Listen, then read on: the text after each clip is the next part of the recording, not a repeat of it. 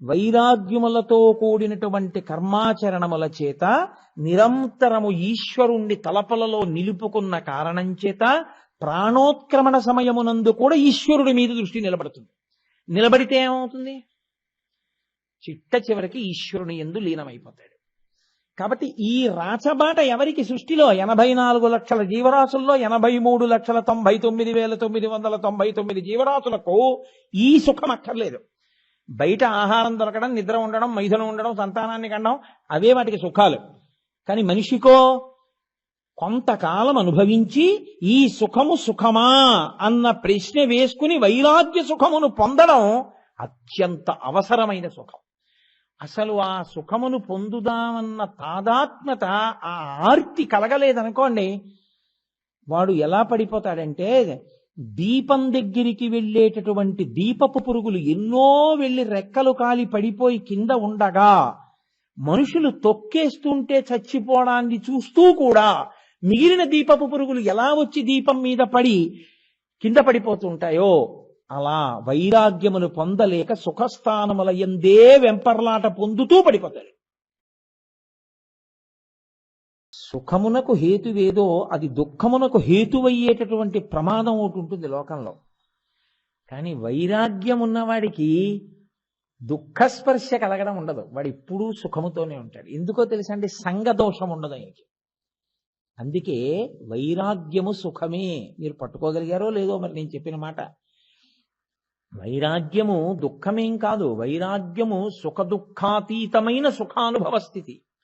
అందుకే వైరాగ్యములో ఉన్నవాడు ఎప్పుడు సుఖంగానే ఉంటాడు, సంతోషంగానే ఉంటాడు. ఎందుకంటే ఆయనకి ఇది ఉన్నది, ఇది పోయినది, దాని బెంగ ఆయనకి లేని స్థితి. కాబట్టి ఒక మెట్టు పైకి ఎక్కాలి మనుష్యుడొక్కడే. మిగిలిన ప్రాణులకి బాధ లేదు సుమండి.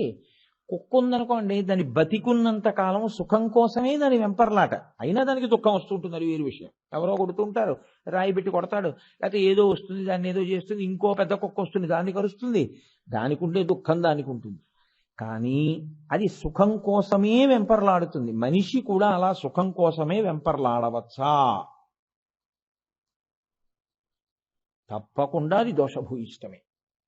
ఇంకా బ్రతికున్నంత కాలము సుఖాల కోసమే అంటే, ఇది బాగుందండి, ఇలా ఉండడం చాలా బాగుంది, ఎంతో సుఖంగా ఉంది, ఇలా ఉండడం ఎంత హాయిగా ఉందో అని అనుకోవద్దు. నీ అంత నువ్వుగా సుఖములను పరిత్యజించు. వానప్రస్థం అన్న మాట అందుకే వచ్చింది. లేకపోతే మహారాజు గారి కర్మ కాలింది ఏమిటంటే, ఆయనకేం శత్రువులు వచ్చి ఆయన సింహాసనం ఓడబీకే లేదు. ఆయన హాయిగా రాజ్య పదవిని అనుభవిస్తూ ఉండొచ్చు. మరి కొడుక్కి పట్టాభిషేకం చేసి ఎందుకు వెళ్ళిపోతున్నాడు రాజు వానప్రస్థానికి? అడవికి ఎందుకుంటున్నాడు అంటే, మీరు ఒకటి బాగా గుర్తుపెట్టుకోండి. కోట్ల కోట్ల కోట్ల కోట్ల మందిలో ఏ ఒక్కడో ఒక్క ప్రశ్న వేసుకోవడం మొదలు పెడతాడు. ఇది సుఖమా అని ఒక ప్రశ్న వేసుకుంటాడు. మిగిలిన వాళ్ళు ఎవరు వేరుస్మండి. నేను నిర్దాక్షిణ్యంగా చెప్పేస్తున్నాను. శంసనాత్ శాసనాత్ ఇది శాస్త్రం. అది చెప్పడానికి భయం ఏం పడకూడదు, ఉన్నది ఉన్నట్టే చెప్పాలంతే. చాలా బాగుంది, ఇలాగే ఉండిపోదాం, చక్కగా హాయిగా మన మేడలో మనం ఉందాం. మీరు చూడండి, ఒక స్థితి వచ్చేటప్పటికీ మీరు ఒకటి గమనించండి. శాస్త్రం ఏమంటుందంటే, వృద్ధాప్యం వచ్చేసిన తర్వాత కొడుకు దగ్గరికి వెళ్ళిపోవాలి. కానీ ఇలా స్వతంత్రంగా బాగుందంటాడు. ఎందుకంటే అలా ఉండడానికి అలవాటు పడ్డాడు, దాన్ని విడిచిపెట్టలేడు ఆయన. అలాగే మీరు గమనించండి, ఎప్పుడు ఎంత వయసు పెరిగిపోతుండనివ్వండి, సుఖస్థానముల గురించి వెంపర్లాడతాడు తప్ప నిజంగా ఇది సుఖమా, నాకు ఈ ఆనపకాయ పాలు పంచదార పోసి ఉండినటువంటి కూర చాలా సుఖంగా అనిపించింది, ఏమి నాలుగో మాట తింటే దుఃఖంగా ఎందుకు అనిపిస్తోంది, అబ్బా ఇంకా తినలేనని ఎందుకు అనిపిస్తోంది అంటే, ఇది శాశ్వత సుఖము కాదు, దీనిలో దుఃఖ స్పర్శ ఉంది. ఎంత అనుభవించినా దుఃఖమన్న స్పర్శ లేకుండా అదే నిజమైన సుఖమై నిలబడేదేదో దానికి ఆనందమని పేరు. ఆయన ఆనంద నిలయుడు, ఆయనే తనలో తాను రమించేవాడు. ఇది బయట వెతికితే దొరికేది కాదు, అంతర్ముఖుడైతే దొరికేది. కాబట్టి ఇప్పుడు వైరాగ్యం అన్న మాటకి కారణం ఎక్కడి నుంచి వస్తుందో తెలుసా అండి? అసలు ఈ ప్రశ్న వేసుకున్న వాడికే వైరాగ్యం వస్తుంది. ఏమండి మరి అలా అయితే ఏదో ప్రసూతి వైరాగ్యం, శ్మశాన వైరాగ్యం అని ఉంటాయి కదా. చాలా మనం ప్రేమించినటువంటి వ్యక్తి వెళ్ళిపోయారనుకోండి, తండ్రి గారు మరణించాడు, చాలా బాధగా ఉంటుంది. ఛే, ఏమిటి జీవితం అనిపిస్తుంది. ఆయనకి దేని మీద సుఖం మీద వెంపర్లాట ఉండదు. ఓ 11 రోజులు, అథవా చాలా ఎక్కువ చెప్పానేమో నేను, 2-3 రోజులు. ఆ తర్వాత మామూలే, అబ్బా ఎన్నాళ్ళు తింటాను ఈ చప్పిడి, సాంబార్ చేసి తినకూడదా 11వ రోజు వరకు అంటాడు. ఓ 3 రోజులు ఉంటుందేమో, కొంతమందికి అది కూడా ఉండకపోవచ్చు, కొన్ని గంటలు, ఆ పాటి చాలు, అదృష్టం. అలా ఉన్నాయి రోజులు. కాబట్టి ఈ దుఃఖము వలన కలిగినటువంటి వైరాగ్యం ఏదైతే ఉందో అది శాశ్వతమైన వైరాగ్యము కాదు. అది ఏం చేస్తుందంటే వచ్చినట్టు వచ్చి పోతుంది. దాన్ని మందవైరాగ్యము అని పిలుస్తారు శాస్త్రంలో. మందవైరాగ్యం అంటే అప్పటికి కలుగుతుంది. ఏంటో ఇవన్నీ నాకు ఎందుకీ భావబంధాలంటాడు. పిల్లల్ని చూడాలని ఉంటుంది, వాళ్ళని రమ్మంటాడు, వాళ్ళు అంటారు మాకు ఖాళీ లేదంటారు. అప్పుడు అంటాడు భార్యతో, ఛీ ఈ పిల్లలు పుట్టకపోయినా బాగుండేదంటాడు. మీరు నిజం అనుకుంటున్నారేంటి? పావు గంట ఉండదు ఆయనకు ఆ భావన. అది మందవైరాగ్యం అంటే కలిగినట్టు కలుగుతుంది. ఎందుకంటే సుఖమునందు తాదాత్మ్యత తీరక వాడు తను కోరుకున్నట్టు ఉండలేదని వచ్చిన వైరాగ్యం. వాడు తను కోరుకున్నట్టు ఉన్నాడు అనుకోండి, ఇంకా అలా ఉండాలి, ఇంకా అలా ఉండాలంటాడు. అంతే తప్ప వాడు నాకు అనుకూలంగా ఉంటున్నాడు, కొడుకుని చెప్పిన మాట అంతా వింటున్నాడు, అయినా ఇవన్నీ శాశ్వతమా ఈ అనుబంధాలు అంటే వైరాగ్యం వస్తుంది. అంతేగాని కొడుకు మాట వినలేదని వచ్చిన వైరాగ్యం కాదు, మందవైరాగ్యం అది. మరి ఎప్పుడు వస్తుంది అంటే పరిశీలన చేత వస్తుంది. ఈశ్వరుడి దగ్గర మొర పెట్టుకుంటే వస్తుంది. అయ్యా ఎన్నాళ్ళయ్యా నాకు ఈ తాపత్రయం, ఎన్నాళ్ళు అనుభవించమంటావు ఇలా? ఎప్పుడో 5వ ఏట తెలిసింది వంకాయ కూర వండితే మెంతికారం పెట్టి రుచిగా ఉంటుంది అని. 50వ ఏడు వచ్చింది.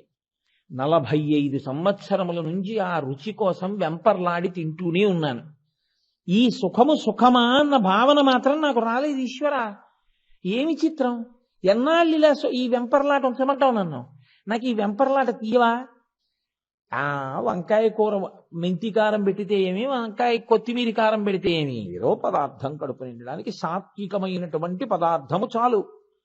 పోని బొగ్గుళ్ళు తినేయక్కర్లేదు. మొక్క పిసరు ఉప్పు తక్కువైంది, గుండెలు బాధేసుకోకుండా ఏం పర్వాలేదు లోవాయ్ అని తినేయగలవా? ఈశ్వరుడు పదార్థం ఇచ్చాడు కదా, దాని పెద్ద రుచి కోసం వెంపర్లాడకుండా తిని చేయగడుక్కోగలవా? బాధపడుతూనో నటన కోసమో కాదు సుమండి, లోపల నిజంగా భావన వచ్చి, అది వైరాగ్యం. ఈ వైరాగ్య సుఖము నిమ్మని ఎవరిని అడగాలో తెలుసా అండి? ఆయన్నే అడగాలి. ఇది శంభునామమునందున్నటువంటి ప్రత్యేకత. ఈ సుఖము సుఖమా అన్న ప్రశ్న వేయించి వైరాగ్య సుఖమునివ్వగలిగిన వాడు కూడా శంభుదేవుడే. ఆ వైరాగ్య సుఖము కలగనంతసేపు మనుష్య జన్మకు ప్రయోజనము లేదు. ఎందుకో తెలుసా అండి? మీ మనసు వెతుక్కుంటూ ఉంటుంది సుఖస్థానాల్ని, వెతుక్కుని వెంపర్లాడి ఆఖరణ ప్రాణోత్క్రమణం అయిపోయేటప్పుడు కూడా దానికి ఇష్టం వచ్చిన ఏదో ఒక సుఖస్థానం మీదకి వెళ్ళి నిలబడిపోతుంది. నిలబడిపోతే తిరిగి ఎక్కువగా పడతాడు. వెన్నుపం భూమికి అడ్డంగా ఉండేటటువంటి స్థితిలో పుడతాడు. ఇంకా మళ్ళీ ఇలా నిలువుగా పెరగదు. ఎందుకంటే ఈశ్వరుణ్ణి తెలుసుకునే ప్రయత్నం చేయలేదు అలా పుట్టినప్పుడు. కాబట్టి ఆ పరిస్థితి రాకుండా ఉండాలి. నువ్వు మనుష్యుడిగా పుట్టావు కాబట్టి ఈ సుఖములు సుఖములా అని ఒక వయసు వచ్చిన తర్వాత అడగాలి. అసలు ఎంత వయసు వచ్చినా అడగడం నీకు రాకపోతే నీ జన్మ వృధా అయిపోతోందని గుర్తు. ఇది తెలుసున్న వాళ్ళు ఈశ్వరుడి దగ్గరికి వెళ్ళి గుండెలు బాదుకున్నారు. గుండెలు బాదుకోవడం అంటే మీరు ఒకటి గమనించండి, అలా ఈశ్వరుణ్ణి అడిగితే ఆయనకి వినపడతాయండి అలాంటివి కూడా అని అనుకోకండి. రామకృష్ణ పరమహంస అని వాళ్ళ శిష్యుడు ఒక మాట అడిగాడు, ఏమండి లోపల మనం ఏమైనా మౌనంగా అడిగితే ఈశ్వరుడికి తెలుస్తుందా అని అడిగాడు. అడిగితే రామకృష్ణ పరమహంస ఆయన అన్నారు, నీ ఇంట పాకుతున్నటువంటి ఎర్రచీమలు ఉంటాయి కదా, చిన్ని చిన్ని ఎర్రచీమలు, దాన్ని చాలా జాగ్రత్తగా చచ్చిపోకుండా ఒడిసి పట్టుకుని బంగారం కొట్టుకి తీసుకెళ్ళి దాని కాలి ఆదికి బంగారు పట్టీ చేయించి మువ్వలతో దాన్ని తీసుకొచ్చి మళ్ళీ ఆ పట్టీ చేసి కంసాలివాడు ఇచ్చే వరకు జాగ్రత్తగా చీమను అట్టెపెట్టి ఆ పట్టీ ఆయన ఇచ్చిన తర్వాత దాని పాదములకు కట్టి చీమని విడిచిపెడితే అది పాకుతున్నప్పుడు దాని పాదములకు కట్టినటువంటి బంగారు పట్టీల యొక్క మువ్వల ధనులు ఈశ్వరుడు వినగలడు. నీలోని మాట వినలేడని ఎందుకు అనుకుంటున్నావు? ఆయన వినగలడు. అందుకే సనాతన ధర్మంలో అన్నిటికన్నా గొప్పది ఏమిటంటే మీరు ఎంత చప్పుడు చేయకుండా చేస్తారో జపం అదంత గొప్ప. మీరు పైకి ఎంత గట్టిగా చేస్తారో దానికి అంత తక్కువ ఫలితం. మీరు ఎంత మౌనంతో చేస్తారో, ఎంత లోపలికి వెళ్ళి చేస్తారో, ఎంత పట్టుకుని చేస్తారో అది అంత గొప్పది. నాకు ఏదో ఒకదాని మీద ఒకటి గుర్తొస్తుంటుంది. ఇవన్నీ చెప్తే అప్పటికవుతుంది ఉపన్యాసం అనిపిస్తుంది, వచ్చిన బాధ. పరమహంస ఒక మాట చెప్తారు. బిల్వమంగళుడని శివభక్తుల కథల్లో అదొక కథ. అంటే చింతామణి కథ అని మీరు అనుకోకండి, ఆయన వేరు, నేను చెప్పి ఆయన వేశ్యాలంపటంలో ఉన్నవాడు. తండ్రికి తద్దినం పెట్టి వేశ్య కోసం వెళ్తున్నాడు. అసలు అది మహాదోషం. ఇంకా నేను దాని గురించి పెద్ద వివరణ చేయవలసిన అవసరం లేదనుకోండి. ఆయన రాత్రి వేళ వేశ్య దగ్గరికి వెళుతూ పితృశేషాన్ని, వండిన గార్లు అప్పాలు అలాంటివన్నీ మూట పట్టుకుని వెళ్ళిపోతున్నాడు. ఇంకొక ఆయన ఈశ్వరుణ్ణి ధ్యానం చేస్తున్నాడు. ఈశ్వరుణ్ణి ధ్యానం చేస్తున్న ఆయన ఇలా పెట్టుకుని కూర్చుని ఉన్నాడు. వేశ్య మీద ధ్యానం చేస్తున్నవాడు ఎంత తొందరగా వేశ్య దగ్గరికి వెళ్ళిపోదామని గారెలో అప్పాలు పట్టుకుని వెళ్ళిపోతున్నాడు. మీరు బాగా గమనించండి, వెళ్ళిపోతున్న ఆయన ధ్యానం చేస్తున్నాడు, కూర్చున్న ఆయన ధ్యానం చేస్తున్నాడు. వెళ్ళిపోతున్న ఆయన ధ్యానం దేని మీద? వేశ్య మీద. కూర్చున్న ఆయన ధ్యానం దేని మీద? ఈశ్వరుల మీద. మీరు నేను అనుకుంటున్నాం. ఈ వెళ్ళిపోతున్న ఆయన కూర్చుని ధ్యానం చేస్తున్న ఆయన కాలు తొక్కాడు. ఆయన వెంటనే కళ్ళు తెరిచాడు. బుద్ధుందా లేదా, నన్ను తన్నుకుంటూ వెళ్ళిపోతున్నావు అన్నాడు. ఆయన అన్నాడు, నేను ధ్యానంలో ఉన్నాను, నువ్వు ధ్యానంలో ఉన్నావు, ఏ వస్తువు అన్నది పక్కన పెట్టు. నేను ఒక దాని మీద ధ్యానంలో ఉండడంలో చూడకుండా నీ కాలు తగిలింది. నువ్వు దేని మీదో ధ్యానంలో ఉన్నవాడికి నీకెలా తెలిసింది నీ తండ్రిని? నీ ధ్యానం కన్నా నా ధ్యానం గొప్పది కదా. వస్తువు ఏదో పక్కన పెట్టు, ఏ వస్తువుని పట్టుకున్నానన్నది పక్కన పెట్టే. ధ్యానము నాదా గొప్ప నీదా అని అడిగాడు. ఆయన మహానుభావుడై ఈశ్వరుల్లో కలిసిపోయాడు తర్వాతి కాలంలో. అది అంతర్ముఖ సమారాధ్య బహిర్ముఖ సుదుర్లభ. లోపలికి వెళ్ళడం రావాలి, మౌనంగా ఈశ్వరుణ్ణి పట్టుకోవడం రావాలి, ధ్యానమునందు తాదాత్మ స్థితిని అనుభవించడం రావాలి. కాబట్టి వైరాగ్య సుఖమిమ్మని మీరు ఎవరిని అడగాలి? శంభుదేవుణ్ణి అడగాలి. ఎవరు మీకు సుఖములనిచ్చాడో ఆయన్నే అడగాలి. అయ్యా, ఈ సుఖముల మీద వెంపర్లాట ఎంతకాలం ఉంచుకోమంటావు నన్ను? అది అలా ఉండని. అవి పాడైపోయి ధ్వంసమైపోవడం వల్ల వైరాగ్యం రావాలని కోరకూడదు. అవి అలా ఉండని, వాటిని చూస్తాను, కానీ ఏదో పెద్ద ఉత్తేజం అయిపోకూడదు. ఆ వస్తువుకి ఏదో ఇబ్బంది వచ్చింది, కుంగిపోకూడదు. ఒకలా ఉండగలనా?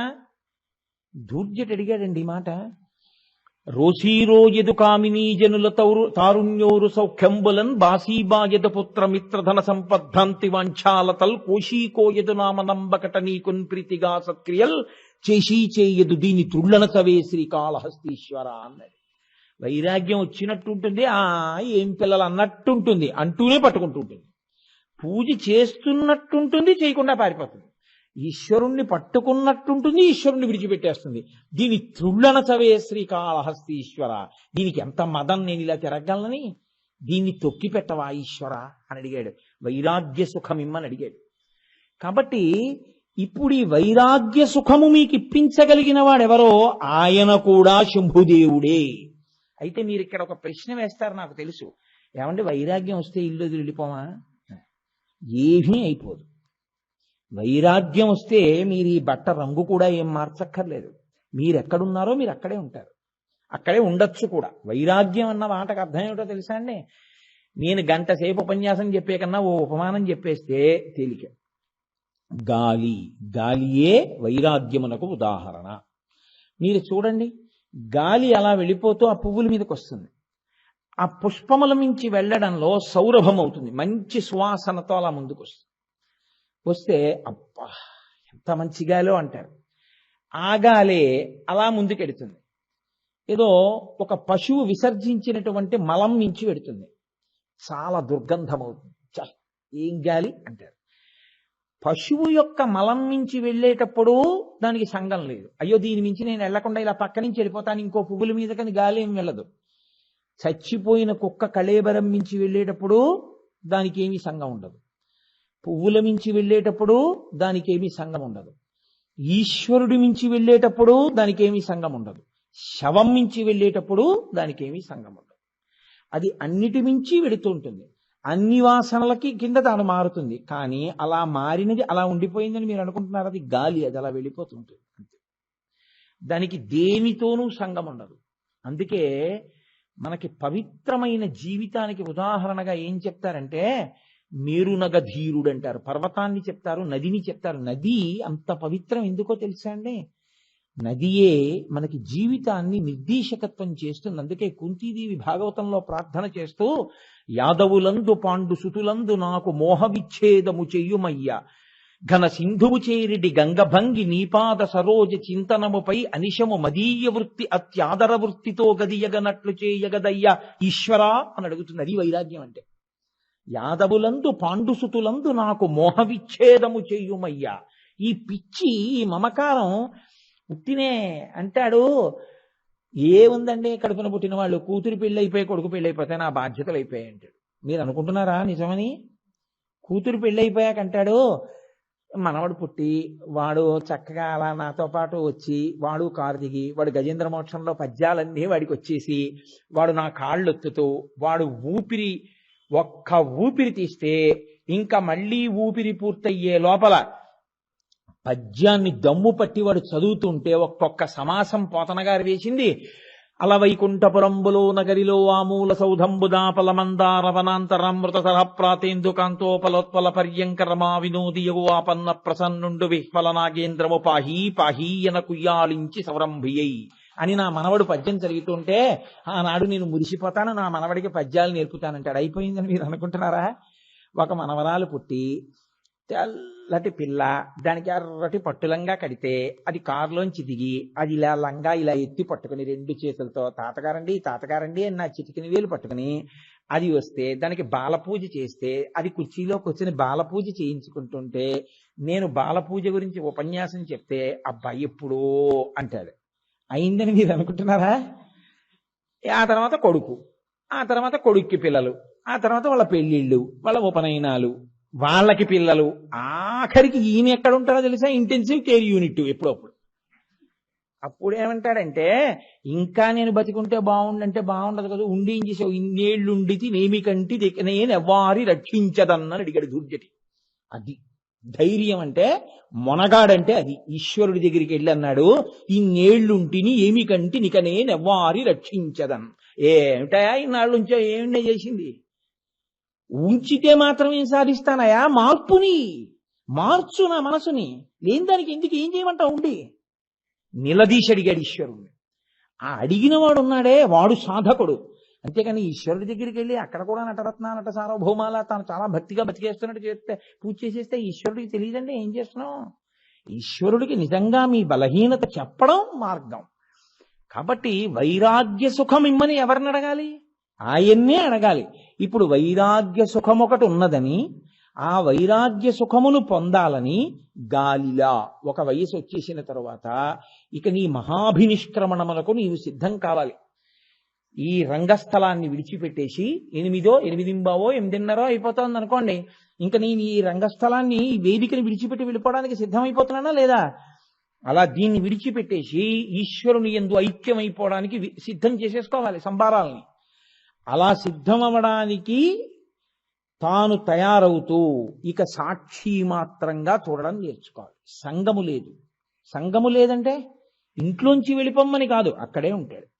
కోడలు పప్పులో ఉప్పేయడం మర్చిపోయింది, పెద్ద పెద్ద కేకలేసేయక్కర్లేదు, ఏం పర్వాలేదు, చాలా రోజులు తిన్నావు, 60 సంవత్సరములు ఉప్పు వేసిన పప్పు తిన్నావు, ప్రాణం పోతుందా ఇవాళ పప్పు తింటే? తిను, పర్వాలేదు. కాబట్టి ఉప్పు వేయలేదమ్మా నువ్వు అని కూడా అనడవు, పప్పు కలుపుకు తినేస్తాడు. మామయ్య గారు ఉప్పు వేయలేదు పప్పులో. అవునమ్మా గమనించాను, ఏమైందమ్మా? ఏం పర్వాలేదు, నువ్వు వేసుకుని తిను. మా మామగారు చాలా మంచివాడని సర్టిఫికెట్ కోసం కాదు, నువ్వు సంఘం లేకుండా బతకడం నేర్చుకోవడానికి. అయిన దానికి కాని దానికి వచ్చి ఏమిటి ఏమిటి ఏమిటి అనకు. నువ్వు ఈశ్వరుడి మీద మనసు జరిగేవి జరుగుతుంటాయి, సాక్షి మాత్రంగా చూస్తుంది. నీవు ఏమి చెయ్యాలో అది నీకు అయిపోయింది. 60 ఏళ్ళు వచ్చాయి, ఆఫీస్ వాళ్ళు పంపించేశారు, కొడుకు పుట్టేశాడు, వాడు ఉద్యోగం వాడు చేసుకుంటున్నాడు, కోడలు వచ్చేసింది, వాడికి కొడుకు పుట్టేశాడు. ఇంకా ఎందుకు నీకు తాపత్రయం? నువ్వెవరిని పట్టుకోవాలో వాడిని వదిలేసి ఇవన్నీ ఎందుకు ఇంకా పట్టుకుంటావు? వాడిని పట్టుకో. వాణ్ణి పట్టుకుని ఉండి ఇవన్నీ ఏం వదిలేయద్దు, చక్కగా వెళ్ళు. నాకు వైరాగ్యం అండి, నేను ఎక్కడికి వెళ్ళండి అని ఏం అనక్కర్లేదు. కొడుకు పిలిచాడు వెళ్ళు, సంఘం ఏం లేదు, పొంగిపోవద్దు. ఎక్కడ పొంగో తెలుసా నీకు? అన్నిటా ఈశ్వరుణ్ణే చూస్తుంది. ఈశ్వరుణ్ణి చూసి ఈశ్వరుడితో అనుబంధం పెట్టుకుని ఉండు. పొంగు లేదు, కుంగు లేదు, గాలి ఎలా ఉందో అలా ఉంటావు. దానికి వైరాగ్య సుఖమని పేరు. ఇప్పుడు ఇది ఇచ్చేవాడెవరు? తీసుకొచ్చి చెప్పేవాడెవరు? ఇలా ఉంటే నీకు సాధనలో వైరాగ్యం వస్తుందని ఎవడు చెప్తాడు? రెండు ఉండాలి. ఒకటి శాస్త్రం ఉండాలి, శాస్త్రమును చెప్పడానికి గురువు ఉండాలి కదండి.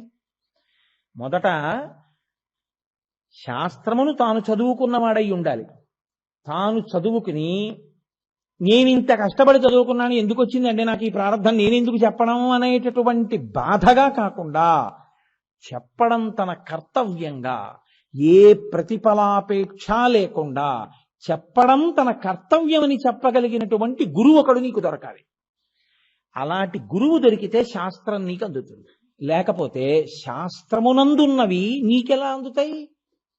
మోక్షం ఎలా అందుతుంది? మనుష్య జన్మ ప్రయోజనం ఈ జన్మలో కాకపోతే వచ్చే జన్మకైనా ఓ అడుగు ముందుకు ఎలా వేస్తావు? ఈ రెండూ కావాలి. ఇప్పుడు ఈ రెండెవరు ఇవ్వాలి? మళ్ళీ శంభుదేవుడే ఇవ్వాలి కదండి, ఆయనే ఇవ్వాలి.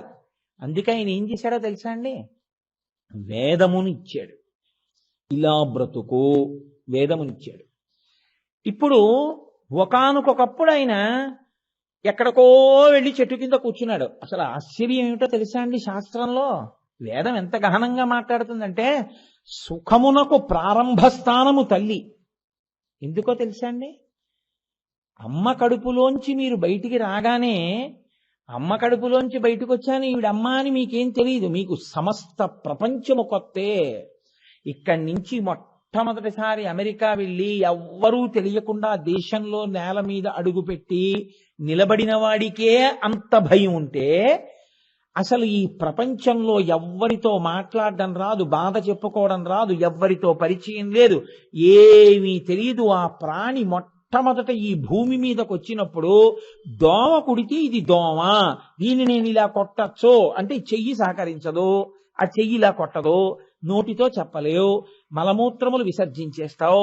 అంత బలహీనమైన స్థితిలో తొండపిల్లలా వచ్చి నువ్వు ఈ భూమి మీద పడితే ఎవ్వరూ తెలియని స్థితిలో, వెలుతురన్నది నీకు తెలియదు, కటిక చీకట్లో ఉన్నావు అమ్మ కడుపులో. బయటికి రాగానే అన్ని లైట్ల వెలుతురు ముందు. అసలు ఆ వెలుతురికే ఆ గుడ్లిలా మూసుకుపోయి ఆ చిన్ని చిన్ని కళ్ళంత వెలుతురు, అంతంత పెద్ద పెద్ద ఆకారాలు చూసి ఎంత భయాన్ని ఎంత ఉద్వేగాన్నో పొందుతాయి. అప్పుడు లోపలి కడుపు గోడలకి తగలడం అలవాటై అవే గోడలకి యువతల వైపు తగిలితే అమ్మ కడుపు ఏదో పెద్ద ఉపశాంతిని పొందుతాడు. పొంది నాకు ఒక రక్షకురాలు దొరికింది, అమ్మయ్యా ఈవిడ నన్ను రక్షిస్తుంది, ఎక్కడో ఒక మౌన భావన, మూగ భావన. ఇక్కడ ప్రారంభం సుఖం, ఇక్కడ ప్రారంభం సుఖస్థానము. ఎవరిచ్చారు నీకు సుఖస్థానాన్ని? తల్లిని. ఎవరిచ్చారు ఆ గర్భవాసాన్ని? ఎవరు ప్రవేశపెట్టారు ఆ కడుపులో నిన్ను పిండాన్ని? ఆయనే ఈశ్వరుడు. సుఖస్థానమైన తల్లితో ప్రారంభం. ఆ తర్వాత అమ్మంది, పిచ్చాడా, నీకు నాకు కూడా రక్షకుడు వేరొకడున్నాడు, ఈయన అని. ఈయన నీ తండ్రి, నన్ను నువ్వను, ఆయన్ని మీరను, నాన్నగారు మీరను, నన్ను అమ్మా నువ్వను అని నేర్పింది. ఇప్పుడు నాకు సుఖస్థానము తండ్రి. ఆయన వేలు పట్టుకున్నాడు. మా నాన్నగారు ఉన్నారు, నాకు భయం లేదన్నాడు.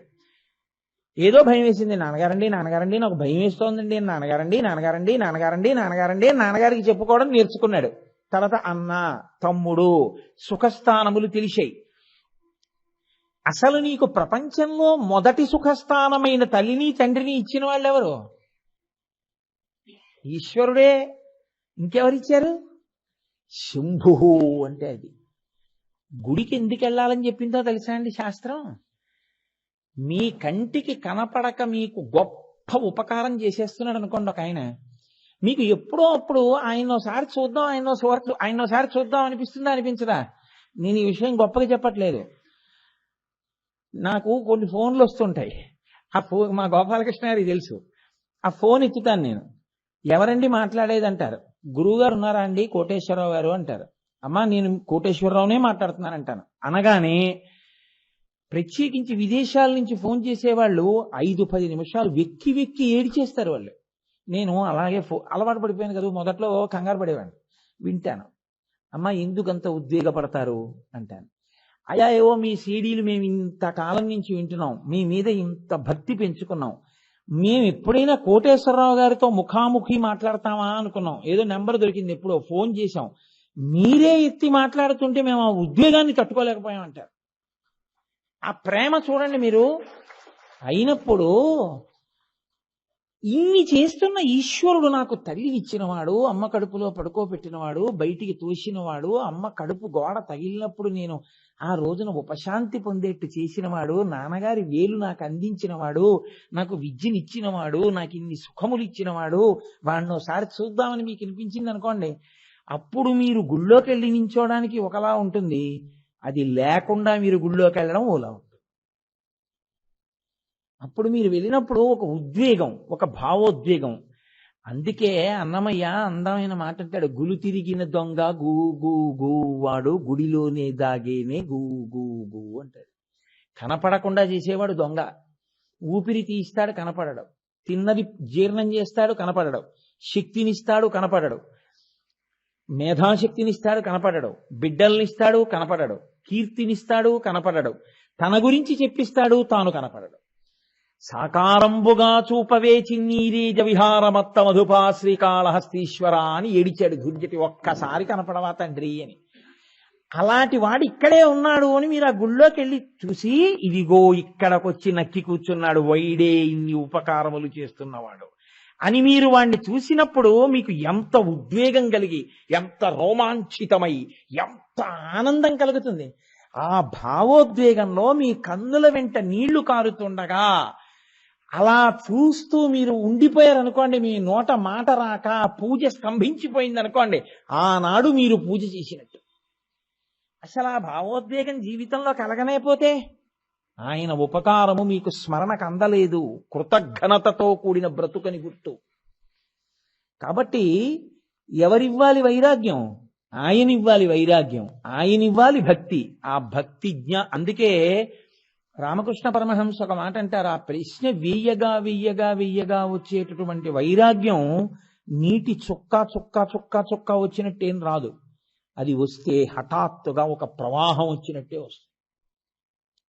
వైరాగ్య does not come drop by drop, it comes like an ocean అంటారు. అదొక మహాసముద్రంలో వస్తుంది. ఆయన ఒక ఉపమానం చెప్తుండేవారు. ఒక భార్యాభర్తలు ఉండేవారు. ఆయన బావమరిది వాళ్ళ ఇంటికి వచ్చాడు. ఆయన రోజు ప్రవచనానికి వెళుతుండేవాడు. బావగారితో ప్రవచనానికి వెళ్ళేవాడు. ఆయన రోజు ప్రవచనం ఇంటికి వచ్చి ఆయన ఏదో కాళ్ళు చేతులు కడుక్కుని మామూలుగా పలహారం చేసి పడుకునేవాడు. ఈ బావమరిది మాత్రం ఇంటికి వచ్చి, అక్క బావగారు ఏం చెప్పారనుకుంటున్నావు, మహానుభావుడు, అబ్బబ్బబ్బబ్బా నాది చెప్పేవాడు ఇది చెప్పేవాడు, అక్క బావగారి మాటలు వింటుంటే ఎందుకు ఈ జీవితం అనిపిస్తోంది అక్క, నేను తపస్సు చేసుకోవాలి అక్క, అసలు ఈ పెళ్లి అవి నాకు వద్దంటుండేవాడు. రోజు పడుకునేటప్పుడు భార్య అనేది, ఏమండి మీరు ఇలా చెప్తున్నారు, వాడి మనసులో వైరాగ్యం వచ్చేస్తోంది, వాడు ఏమి చేసేస్తాడో ఏమిటో నాకు భయంగా ఉందంటుండేవాడు. ఆయన అనేవాడు పడుకోబోయే ముందు ఉత్తరీయం తీసి పక్క దులుపుకుంటూ, నిజంగా వైరాగ్యం వచ్చి వెళ్ళిపోయేటటువంటి వాడు ఇన్ని మాటలు మాట్లాడడే, బెంగ పెట్టుకోకనేవాడు. ఆఖరికి ఆవిడ అలా అడుగుతూనే ఉంది. ఓ రోజు ఆయన అన్నాడు పక్క దులుపుకుంటున్నవాడు, వైరాగ్యం వచ్చిన వాడు ఇన్ని మాటలు మాట్లాడు, ఉత్తరీయం తీసి ఇలా బారేసి ఇది ఇలా వెళ్ళిపోతాడు అని చెప్పి నేను మళ్ళీ వేసేసుకున్నట్టే వైరాగ్యం అంటే. ఆయన ఉత్తరీయం తీసి అలా బారేసి బయటికి వెళ్ళిపోయాడు. ఆవిడ అనుకుంది ఇలా వెళ్ళిపోతాడని చెప్తున్నాడు అనుకుంది, ఆయన మళ్ళీ రాలేదు ఇంకా. అది వైరాగ్యం. కాబట్టి అది ఈశ్వరానుగ్రహం. అది రావాలంటే శాస్త్రం ఉండాలి, గురువు ఉండాలి. ఆ బోధ పడగా పడగా పడగా ఒక రాతిలోంచి ఈశ్వర మూర్తిని తీసుకొచ్చే శిల్పి ముందు దాన్ని గౌరవంగా ఏం చెక్కడో ఆ బండెక్కి కూర్చుని చెక్కేస్తాడు శుభ్రంగా. ఆఖరణ కళ్ళు చెక్కేటప్పుడు చిన్న ఉలి పెట్టుకుని చెక్కుతాడు, ఎంత జాగ్రత్తగానో చెక్కుతాడు. ఇప్పుడు దానికి జలాధివాసం, ధాన్యాధివాసం, పుష్పాధివాసం అన్నీ పూర్తి అయిపోయి ప్రతిష్ఠ అయిపోయింది. ఏమయ్యా చెవి దగ్గర చిన్న బొడి పొండిపోయింది, ఒక్కసారి నిచ్చెన వేసుకుని కొట్టేయన్నారు అనుకోండి, నీకు బుద్ధి ఉందా, అది ఈశ్వరుడయా అంటాడు తప్ప అది శిల అనడు. గురువు అంటే ఏమిటో తెలుసా అండి, ఒక్కొక్క పెచ్చు ఊడగొడతాడు. కొట్టిన చోటే కొట్టవలసి ఉంటుంది శిల్పి. అందుకే గురువు గారు చెప్పే ప్రవచనాలకి పునరుక్తి దోషం ఉండదు. మళ్ళీ చెప్పింది చెప్పారని అనకూడదు. ఎందుకో తెలుసా, కొట్టిన చోట కొట్టాలి. కొట్టగా చక్కగా అందులోంచి అభిషేకమును పొందడానికి యోగ్యమైన మూర్తి బయటికి వస్తుంది. ఆనాడు దానికి ప్రతిష్ట. అప్పటి వరకు చెక్కుతూనే ఉంటారు. కాబట్టి ఇప్పుడు గురువు కావాలి, శాస్త్రం కావాలి. ఈ రెండెవరు ఇవ్వాలి? నమ శంభవే చ మయోభవే చ నమ శంకరాయ చ మయస్కరాయ చ నమ శివాయ చ శివతరాయ చ అంటోంది వేదం.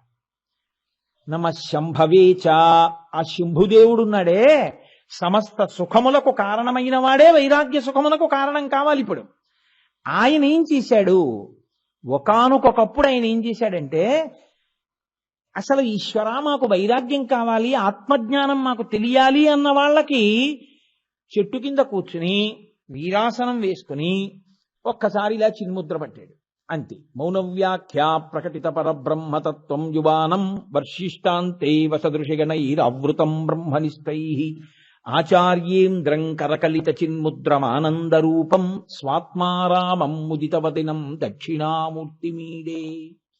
ఇలా పడితే సనకసనందనాదులకు అర్థమైంది. ఎందుకని? ఆ యుగంలో రాక్షసులు వేరుగా ఉన్నారు. విశ్వామిత్రుడు యాగం చేసేటప్పుడు రాక్షసులు వేరుగా ఉన్నారు. అందుకని వాళ్ళు వస్తున్నారు, యజ్ఞం బాడి చేస్తున్నాడని రాముడికి చెప్పాడు. రాక్షసులు ఇక్కడే ఉంటే ఎవరికి చెప్తాడు?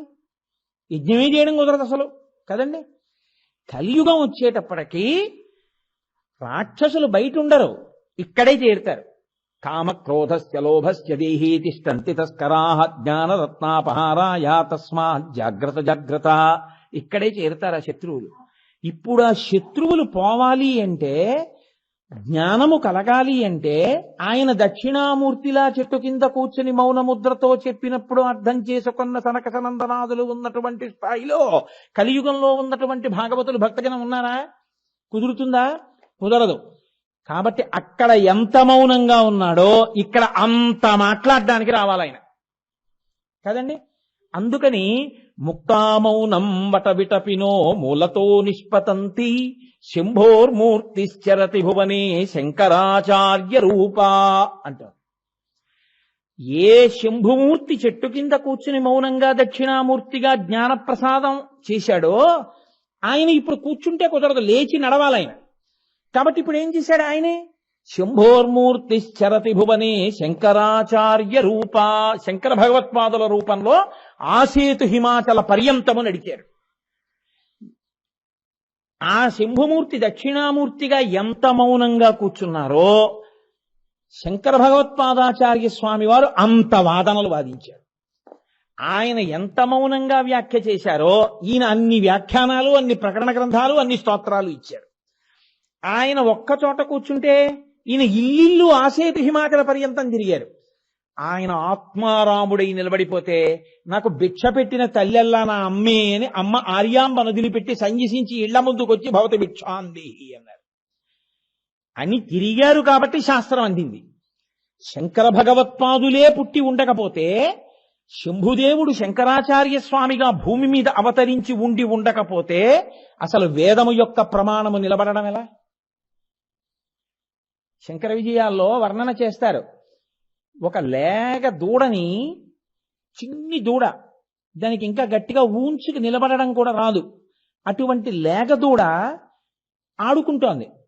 చుట్టూ ఒక 25 వేట కుక్కలు చేరి నాలుకలు జాపి కోరలు చూపిస్తున్నాయి. ఇప్పుడు ఆ దూడకి పారిపోవడం కూడా రాదు, పడిపోతుంది.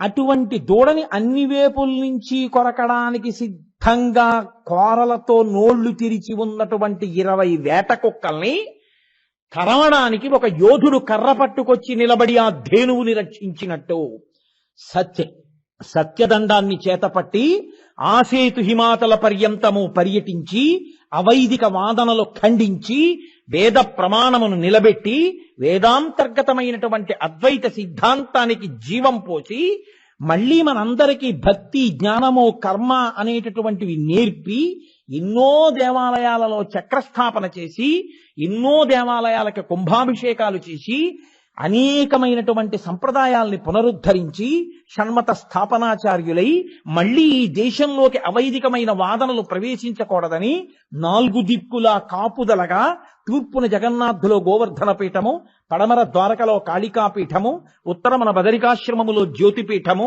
దక్షిణమున శృంగగిరిలో శారదాపీఠము పెట్టి కంచి పీఠాన్ని అధివసించి 32 సంవత్సరముల జీవిత కాలంలో జగద్గురువై మహానుభావుడై శృతి స్మృతి పురాణానాం ఆలయం కరుణాలయం నమామి భగవత్పాద శంకరం లోకశంకరం అని ఏ మహానుభావుడి పాదములకు నమస్కరిస్తే శృతి స్మృతి పురాణములు అయోమయం లేకుండా భాషిస్తాయో అటువంటి జగద్గురువై లోకమును రక్ష చేయడానికి భూమి మీదకి దిగొచ్చి నడిచి శాస్త్రమును అందించినటువంటి జగద్గురువుగా నిలబడినటువంటి మహాపురుషుడు శంకర భగవత్పాదాచార్య స్వామి. అటువంటి శంకర భగవత్పాదులుగా శివుడు వచ్చి ఉండి ఉండకపోతే వేదం అందేదా, శాస్త్రం అందేదా? వేదము శాస్త్రము ఇచ్చినవాడు శంభుదేవుడే, వాటిని మళ్ళీ ప్రజలకు అందించినవాడు గురు రూపంలో శంభుదేవుడే. కాబట్టి ఇప్పుడు నమ శంభవేచ మయోభవేచ నమ శంకరాయచ మయస్కరాయచ నమ శివాయచ శివతరాయచ. ఆ గురువు మయస్కరాయచ జ్ఞానమిచ్చేటటువంటి గురువుగా శంకరాయచ శంకరాచార్యులు వారే వస్తున్నారు. ఎలా తెలుసు శంకరాచార్యులు వారని? నమ శంకరాయచ అంటే అది శంకరాచార్యులు వారే అని ఎలా చెప్పగలరు మీరు? రుద్రాధ్యాయంలో ఎదుర్వేదంలో మంత్రంలో ఒక మాట ఉంది, నమ కపర్దినీచ వ్యుక్త కేశాయచ అని. కపర్దినీచ అంటే పెద్ద జటాజూటం ఉన్నవాడు, వ్యుక్త కేశాయచ బోడి గుండుతో ఉన్నవాడు. జటాజూటంతో ఉన్న శివుడు అందరికీ తెలుసు, బోడిగుండుతో శివుడు ఉండడం ఎవరైనా చూశారా? ఎక్కడా లేదు. మరి ఎవరు? శంకరాచార్యులు వారే బోడిగుండుతో ఉన్న శివుడు. శివుడే శంకరులుగా వచ్చారు, ఆయన వలనే జ్ఞానం అందుతుంది చెప్తోంది. ఆయనే వచ్చారని చెప్పగలిగిన దక్షుడెవరు? ఎవరు చెప్పారు ఆ మాట?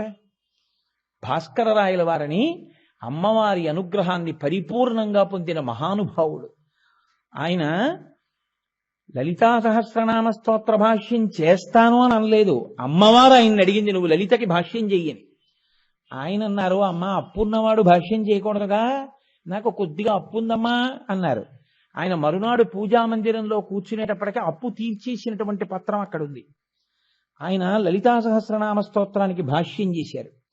లలితా సహస్రనామ స్తోత్రానికి అంతటికీ భాష్యం చేస్తే ఆయన్ని ఎలాగైనా విమర్శ చెయ్యాలని కొంతమంది పండితులు గంగా తీరానికి చేరి ఆయన అక్కడ ఆశ్రమంలో ఉండగా ఆయన దగ్గరికి వెళ్ళి లలితా సహస్రంలో 64 కోటి యోగిని గణ సేవిత అని ఒక నామం ఉంది కదా, 64 యోగిని అంటే 64 కోట్ల మంది యోగినులు అమ్మవారిని సేవిస్తారని ఉంది కదా, వాళ్ళ పేర్లు ఏమిటని అడిగారు.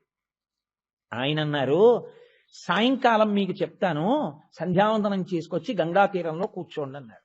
కుంకుమానంద స్వాముల వారు ఆ రోజుల్లో ఒక మహాపురుషుడు ఉండేవారు. ఆయన అన్నారు, మీ మొహం ఇచ్చా భాస్కర్ రాయల వారితోట మీకు పరీక్షలు ఏమనుకుంటున్నారు? ఆయన అంటే వెళ్ళి చూడండి, ఆయన శక్తి ఏమిటో తెలుస్తుంది అన్నారు. వీళ్ళందరూ సంధ్యావందనం చేసుకుని వచ్చి గంగ ఒడ్డున కూర్చున్నారు. ఆయన సంధ్యావందనం చేసి పరదేవతని ప్రార్థన చేశారు. అమ్మ 64 కోట్ల మంది యోగినులు నిన్ను పరివేష్టించి ఉంటారు, వాళ్ళ పేర్లు అడుగుతున్నారమ్మా అన్నారు. అని నమస్కారం చేశారు. అంతే, సింహాసనారూఢయై లలితమ్మ వచ్చి ఆకాశంలో కూర్చుంది.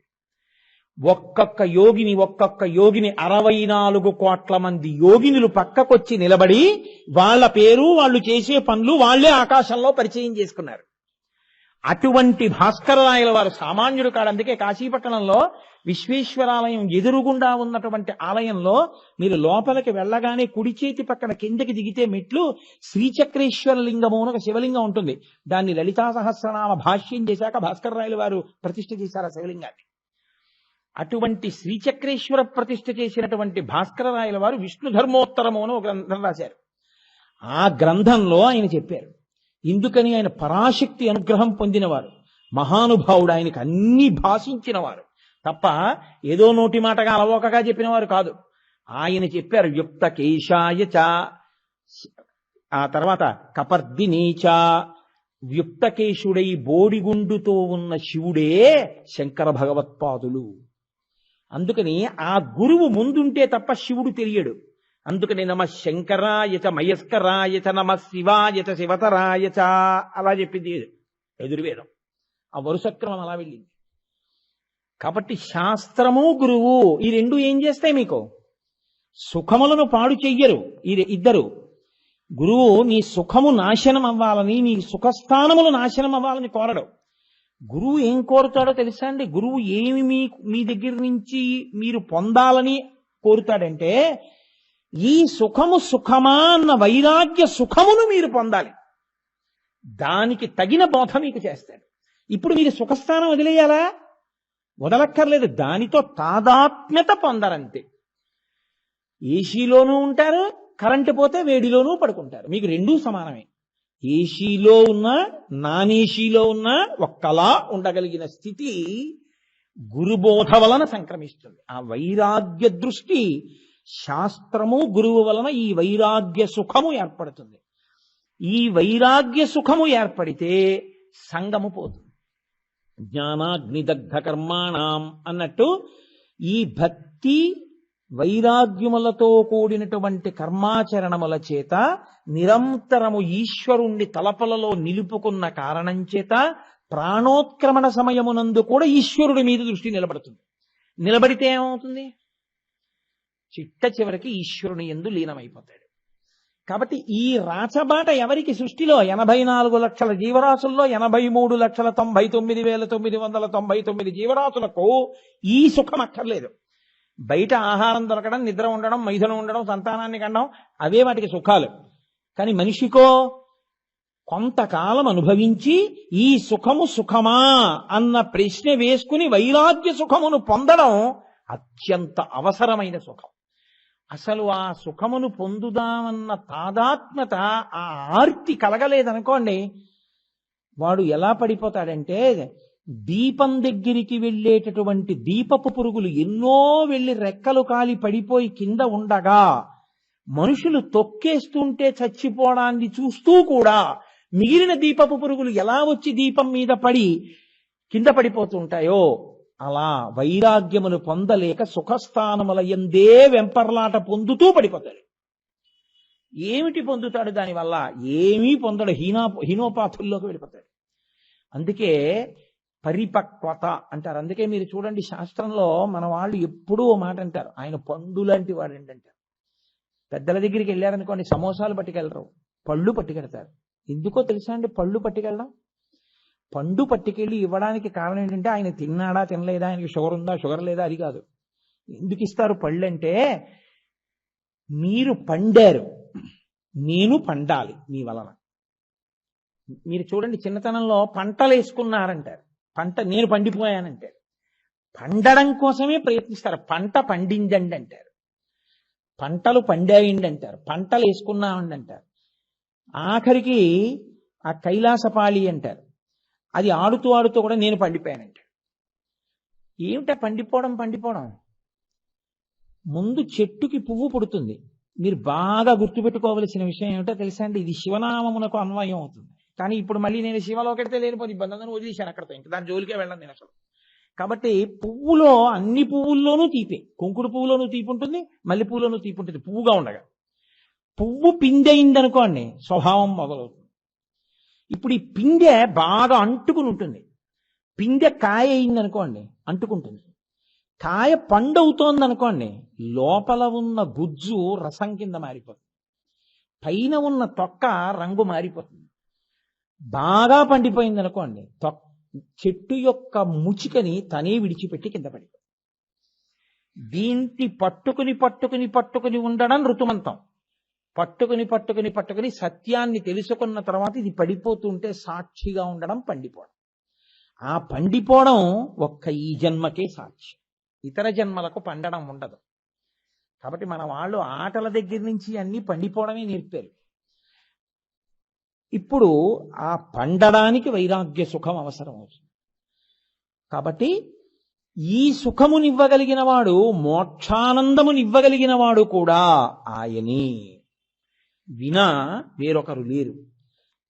కాబట్టి ఇప్పుడు మీకు ఎక్కడి నుంచి ఎక్కడి వరకు సుఖములను ఇవ్వగలిగిన వాడై ఉన్నాడు శంభుదేవుడంటే, నీకు బాహ్యంలో బ్రహ్మాండంలో సుఖాల్ని పిండాండంలో అనుభవించడానికి జ్ఞానేంద్రియాల్ని బ్రహ్మాండ సుఖాల్ని పిండాండంతో అనుభవిస్తూ ఈ సుఖము సుఖమా అన్న ప్రశ్న వేసుకునేటటువంటి అవకాశాన్ని, దాని వలన వైరాగ్యాన్ని, వైరాగ్యం వలన సంగము లేని జీవితాన్ని, సంగము లేని జీవితం వలన మోక్షాన్ని పొందగలిగినటువంటి భక్తితో కూడిన కర్మాచరణము వలన జ్ఞానమును పొంది, జ్ఞానము వలన మోక్షమును పొందగలిగినటువంటి అద్భుతమైన స్థితిని కల్పించగలిగినటువంటి కంటికి కనపడని అవ్యక్తమైన ఒక పరమాత్మ యొక్క స్వరూపమునకే శంభుదేవుడని పేరు.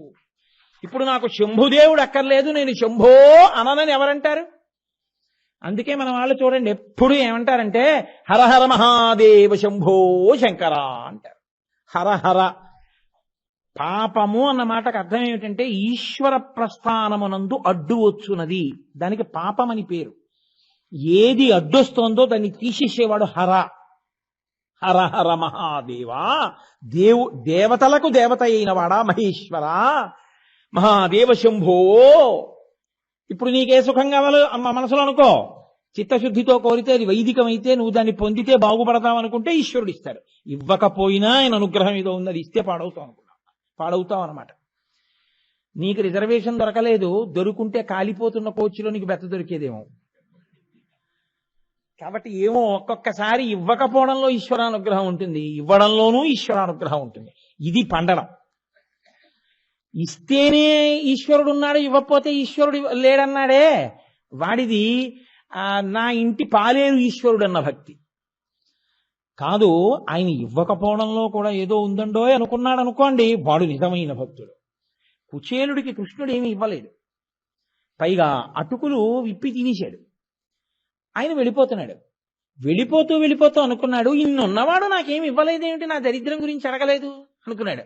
అనుకుని వెంటనే అనుకున్నాడు, అవునులే ఇప్పుడు ఈ దరిద్రుడు సంపద కలిగనేని మదాంధుడై నన్ను మరచునని, వీడికి గాని ఐశ్వర్యం ఇస్తే ఈ ఐశ్వర్యంలో పడిపోయి నన్ను మర్చిపోతాడు, నేను గుర్తుండడం కన్నా ఐశ్వర్యం ఉంటుందని తాను నాకు గుర్తుండడానికి ఐశ్వర్యం ఇవ్వకుండా నన్ను రక్షించాడు కృష్ణ భగవానుడని గెంతుకుంటూ వెళ్ళిపోయాడు. అది పండిన భక్తి. లోకుల్నంగని మెచ్చని ఎలుగని లోలోన నిందింపని చీకాకున్బడని మహాత్ముడనని జేలొగ్గని మూకీభావమునం తిట్టని త్రోయని నీ కారుణ్యము కలిగి ఉండినను అంతే చాలునో శంకర. ఏది ఎలా రాని, ఇవాళ చాలా బాగుందన్నవాడు రేపు నీకేమొచ్చాన్ని, ఓ చాలా సంతోషం సన్మానమే అనుకుని వెళ్ళిపోగలిగిన స్థితిని ఈశ్వరా నాకు కల్పించు. అటు ఇటు కదిలిపోయే మనసుంటే ఉపయోగం ఏముందండి? దుఃఖము మీలోనే ఉంది, సుఖం మీలోనే ఉంది. కాబట్టి ఇంకా శంభుదేవుడు మనని అనుగ్రహించుగాక. కాబట్టి శివో మహేశ్వర శంభు పినాకీ. పినాకీ ఇది చాలా గొప్ప నామం, ఏది కాదు కనుక. పినాకి అంటే పినాకపాణి అని ఆయనకి పేరు, చాలా గొప్ప పేరు అది. కానీ మన ప్రారంభ కర్మ ఏమిటంటే అసలు ఆ పేరే ఎవరు పెట్టుకోరు. మా గురువు గారు వాళ్ళ అబ్బాయికి పెట్టుకున్నారు. పినాకపాణి అంటే పినాకము చేతి యందు ఉన్నవాడు. పినాకము అంటే పరమశివుని యొక్క చేతిలో పట్టుకునేటటువంటి ధనస్సు. మనకి పరమేశ్వరుడు యొక్క మూర్తులలో ఎప్పుడూ చేతిలో ధనస్సు ఉండి మనకి పరిచయం బాగా ఉన్నటువంటి స్వామి రామచంద్ర ప్రభు. ఎప్పుడు ఆయన అసలు కోదండంతోనే ఉంటారు. ఆయన కోదండం లేకుండా ఉండేటటువంటి మూర్తి చాలా చాలా అరుదు. లేవని నేను అంటలేదు, ఉన్నాయి. కానీ ఆయన ఎప్పుడూ కోదండం పట్టుకునే ఉంటారు. అటువంటి రామచంద్రమూర్తి కోదండం పట్టుకోవడం మనకి తెలుసు, కానీ పరమశివుడు ధనస్సు పట్టుకుని ఉండడం మనం చూడలేదు. కానీ దానికి పినాకము అని పేరు వచ్చింది. ఎందుకు వచ్చిందో తెలుసా అండి? అనేక కారణములు ఉన్నాయి, కానీ నేను కొన్ని కారణములను మీకు ప్రస్తావన చేస్తాను. ప్రధానమైనవే. పాతి జగదిది పినాకం. లోకమును జగత్తునంతటినీ కూడా రక్షిస్తుంది కాబట్టి దానికి పినాకము అని పేరు. రెండవ కారణం, త్రిపుర దాహ కాలే శరైర్ శరజ్వాలాజాలై నాకం పిహితవాన్ పినాక. త్రిపురాసుర సంహారం చేసినప్పుడు పరమేశ్వరుడు ఆ ధనస్సుని ఎత్తిలా పట్టుకున్నాడు. ఆ ధనస్సుని ఎత్తి పెట్టుకుని ఆయన వింటినారిని ఆకర్ణాంతము సారించాడు ఇలాగా. దానిలోంచి వచ్చినటువంటి వెలుతురు స్వర్గలోకాన్ని కూడా కప్పేసి ఇక ఎవ్వరికి ఏమీ కనపడలేదు. ఏ ధనస్సు నుంచి వచ్చినటువంటి కాంతి స్వర్గలోకమును కూడా కప్పిందో అటువంటి కాంతి కలిగిన ధనస్సు కాబట్టి దానికి పినాకమని పేరు. భయపెట్టడం, భయం పోగొట్టడం చంటితనం నుంచి తల్లిదండ్రులు చేస్తారు. నువ్వు అన్నం తినకపోతే బూచి వచ్చేస్తుందంట. ఇది ఎక్కడి నుంచి ఎక్కడి వరకు ఉందో తెలుసా అండి? యశోదంతటి అంటది కృష్ణుణ్ణి భయపెట్టింది. భిక్షులు ఒత్తురు ఏడ్చిన భిక్షాపాత్రమున వేయిచి బెగడించి నిను శిక్షింతురని చెప్పిన భిక్షులగని తల్లి కనియు భీతిల్లు నృపా అన్నారు పోతన గారు భాగవతంలో. ఉరే అన్నం పెడితే, వెన్న ముద్ద పెడితే, పాలు పెడితే తాగట్లేదు, అమ్మ నేను తాగను నేను తాగనంటున్నావు కదా, తాక్క అలాగే కూర్చో. కాసేపు ఆగమ్మా మాధవ కవలం తల్లి అని వస్తారు ముష్టి వాళ్ళు. వాళ్ళ డబ్బీలో పడేస్తాను నేను. వాళ్ళు ఏం చేస్తారో తెలుసా? పెద్ద డబ్బీ పట్టుకొస్తారు. వాళ్ళు నిన్ను మూత పెట్టి ఊరు బయట చెట్టు దగ్గరికి తీసుకెళ్లి మూత తీస్తారు. అప్పుడు బయటికి వస్తావు, చీకటి, పెద్ద చెట్టు, అమ్మా నాన్న కనపడరు, ఆకలేస్తుంటుంది, వాళ్ళు నీకు పెట్టరు, అబ్బాయి అలా కూర్చో అని వాళ్ళు తింటుంటారు. అప్పుడు అమ్మ పాలు పోస్తే అమ్మ తాగలేదు, అమ్మ వెన్న పెడితే తినలేదు అని అప్పుడు ఎడుద్దు గనిమే అంది. అంటే నిజంగానే ఎవరో వచ్చి అమ్మ మాధవ కబలం తల్లి అన్నాడు. అనేటప్పటికీ గబగబా వెళ్ళిపోయి అమ్మ 2 కాళ్ళు పట్టేసుకుని, అమ్మ 2 తలల మధ్యలోనూ తల పెట్టేసుకుని, అమ్మ నన్ను బిచ్చగాళ్ళ పాత్రలో వేసేకమ్మా అని ఎంతో భయపడిపోయినట్టుగా భయపడిపోతే కుంతీదేవి అంది, నీ భయం చూసి భయానికి భయం వేసింది కృష్ణ. అంత భయాన్ని నటించాడు మహానుభావుడు. కాబట్టి ఈశ్వరుడికే తప్పలేదు భయపెట్టడం అన్నది తల్లి. లోకంలో అమ్మ భయపెడుతుంది, నాన్నగారు భయపెడతారు. ఎందుకు భయపెడతారో తెలుసా అండి? మీరు భయపడిపోవాలి, మీకు తాగీసి కట్టించాలని కాదు, అలా భయపెట్టి మిమ్మల్ని బాగు చేయాలని. డాక్టర్ గారు ఇంజక్షన్ చేస్తారు, ఆయనకేం సరదా ఏమిటి మీకు అలా పొడి చేస్తే? మీకు అనారోగ్యం కలగకుండా చేస్తారు, కలిగింది పోవడానికి చేస్తారు కదూ. అది దయయందు అంతర్భాగం. ఇంత ఉపోద్ఘాతం నేను ఎందుకు చెప్తున్నానంటే మీరు ఘోర రూపుడు అనగానే భయపడిపోతారేమో అని. ఈశ్వరుడు కూడా ఘోర రూపంతో ఉంటాడు. ఎందుకుంటాడో తెలుసా అండి? అందుకే అమ్మాయి పెళ్ళి అవ్వట్లేదండి, రుద్రాభిషేకం చేసుకోండి. అబ్బాయికి ఉద్యోగం రావట్లేదండి, రుద్రాభిషేకం చేసుకోండి. ఏమిటో ఒంట్లో బాగుండట్లేదండి, అందరం అస్తమానం డాక్టర్ గారి దగ్గరికి వెడుతున్నాం, రుద్రాభిషేకం చేసుకోండి. ఏమిటోనండి మా అబ్బాయికి పాపం అలా చదువుతూ ఉంటాడు కానీ పైనుంచి కింద వరకు చదివేస్తాడు, కానీ ఒక్కటి జ్ఞాపకం ఉండదు. అక్బర్ హుమాయూన్ కుమారుడు, అక్బర్ పుట్టగానే హుమాయూన్కి చాలా కష్టములు వచ్చాను. అక్బర్ ఎవరి కుమారుడు రా అని అడిగారు అనుకోండి, నేను చదివానా అంటాడు. అంటే వాడికి చదవడం ధర్మం, కళ్ళు తిరిగేస్తుంటాయి, నోరు చదువుతుంటుంది, వాడి మనసు ఎక్కడ ఉంటుంది? అమ్మ వయసు, అమ్మ తయారు చేసిన నువ్వులు గుండా పెట్టబోయే దద్దన్నం ఆలోచిస్తున్నాడేమో బహుశా. కాబట్టి ఇప్పుడు ఏం చేయాలి? రుద్రాభిషేకమే. అదేమిటి అన్నిటికీ అదే, పిడిక్కి బియ్యానికి ఒకటే మంత్రం అంటారు. అన్నిటికీ రుద్రాభిషేకమే. ఎందుకో తెలుసా అండి? మీరు ఒక్కటే బాగా జ్ఞాపకం పెట్టుకోండి, ఇందులో పాతి జగదిది పినాకం అని దానికి పేరు. ఈశ్వరుడు సమస్త సుఖస్థానములను ఇస్తాడు. అన్ని సుఖములు ఎవరి కోసం? మన కోసమే సృష్టిస్తాడు. ఆయన ఏది చేసినా మనం పాడైపోవాలని చేయడు. తల్లిదండ్రులు ఏదైనా పిల్లలు పాడైపోవాలని చేసేది ఉంటుందా? మీరు ఆలోచించండి, ఉండదు. ఇది తీసుకొచ్చి వాడికి పెడతాను వాడు పాడైపోతాడని తండ్రి తీసుకొస్తాడా? ఇది వండి పెడతాను వాడు పాడైపోతాడని తల్లి పెడుతుందా? పెట్టదు. మరి తల్లిదండ్రులు ఎందుకు అన్ని తీసుకొచ్చి పిల్లలకి ఇస్తున్నారు? టీవీ తీసుకొచ్చి ఇచ్చారు, వాడు పాడైపోవాలని ఇచ్చారా? వాడేదో కాస్త వార్తలు చూస్తాడు, ఎక్కడెక్కడ ఉన్నవి చూస్తాడని వాళ్ళు అనుకున్నారు. తల్లి తండ్రి నిద్రపోయిన తర్వాత రాత్రి వీడు చదువుకుంటున్నాడు అనుకుంటే వీడు 10 నుంచి 12 వరకు సినిమాయో క్రికెటో చూసి పడుకుంటే తల్లిది తండ్రిది తప్ప అది. వాడికి ఎలా వాడుకోవాలో తెలియలేదు.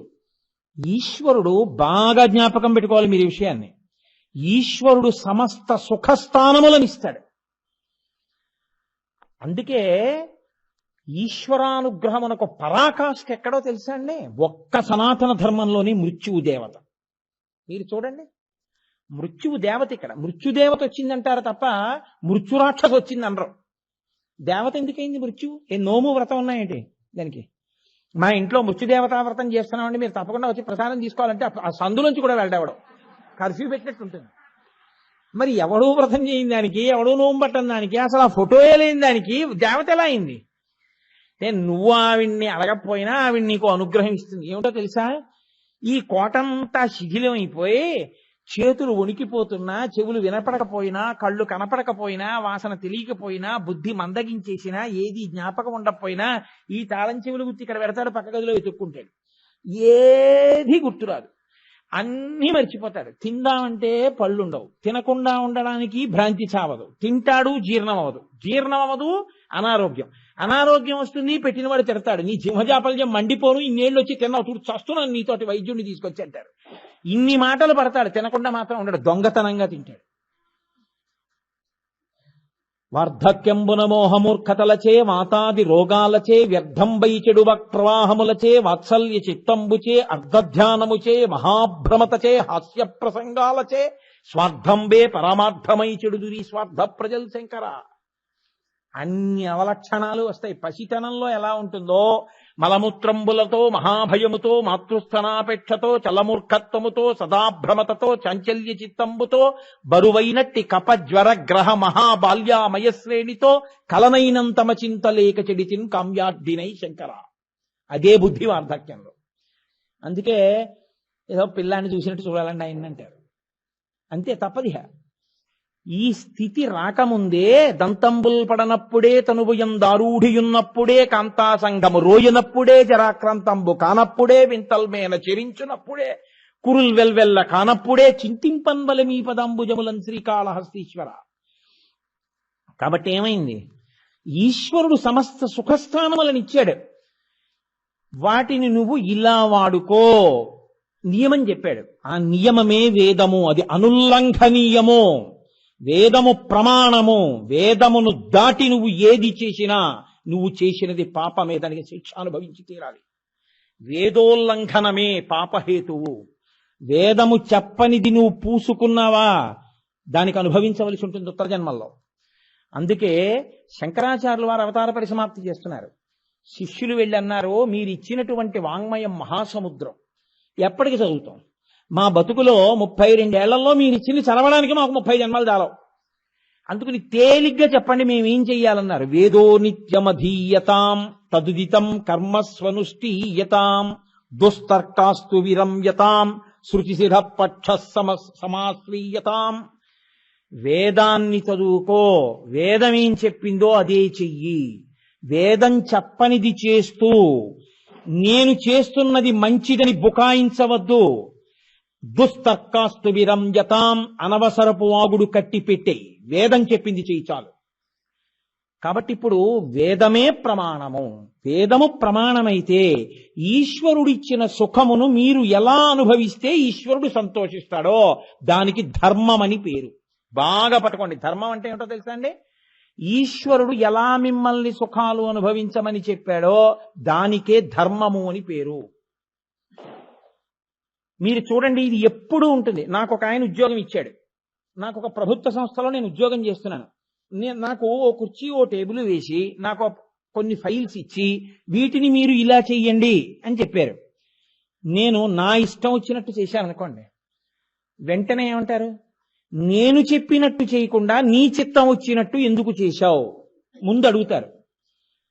నేను తప్పైపోయిందండి, నిజమే, నేను అలా చేయకుండా ఉండవలసింది, కాబట్టి నాది తప్పే, I admit my guilt, I request you to kindly take a lenient view and drop the memo for this time. I also assure that I will not recur such mistakes in future అని రాసిచ్చాను అనుకోండి. Your explanation is not convincing. Still a lenient view is taken and the memo is dropped. However, you are severely cautioned that such mistakes should not be repeated in future అని రాసి నాకు తాకీదు ఇస్తారా? అనగా నేను అయ్యా ఏదో బుద్ధి పొరపాట ఇటువంటి తప్పు చేశాను, ఇంకెప్పుడు నా ఇష్టం వచ్చినట్టు చేయను, మీరు చెప్పినట్టు చేస్తాను. నువ్వు చెప్పినది సబబుగా లేదు, కానీ ఇత పూర్వం నువ్వు సరిగ్గా పనిచేసినటువంటి విషయాల్ని దృష్టిలో పెట్టుకుని ఈసారికి నీ తప్పు మన్నించి నిన్ను క్షమిస్తున్నావు, కానీ ఇక ముందెప్పుడు నువ్వు ఇటువంటి తప్పుని పునరావృత్తము చేయకుందువుగాక అని రాసి కాగితం ఇస్తున్నారా లేదా? మీరు మీ అబ్బాయికి పుస్తకాలు ఇచ్చారు, వాడు కాగితాలు చింపుతున్నాడు. నీకు పుస్తకాలు ఇచ్చింది చదువుకోవడానికా కాగితాలు చింపడానికా అని మీరు అడుగుతున్నారా అడగట్లేదా? ఏమి మీరు ఒక పని చేసేటప్పుడు మీకు ఒక సుఖస్థానాన్ని ఇచ్చినప్పుడు మీరు దీన్ని ఇలా వాడుకో అని ప్రతి చిన్న విషయాన్ని చెప్తున్నారే, ఈశ్వరుడు మీకు ఇన్ని సుఖస్థానములనిచ్చి ఇలా వాడుకో అని చెప్పినప్పుడు మీరు అలా వాడకుండా మీ చిత్తం వచ్చినట్టు వాడితే ఆయన ఎందుకు కోపం వచ్చి ధనస్సు పట్టుకోడు? ఎందుకు ఘోరరూపుడు కాడు? కాబట్టి ఇప్పుడు ఆయన ఘోరరూపుడుగా ఉన్నాడా? ఘోరరూపుడు అయ్యేటట్టు మనం చేశామా? ఇప్పుడు నాన్నగారు చల్లబడాలంటే ఏం చేయాలి?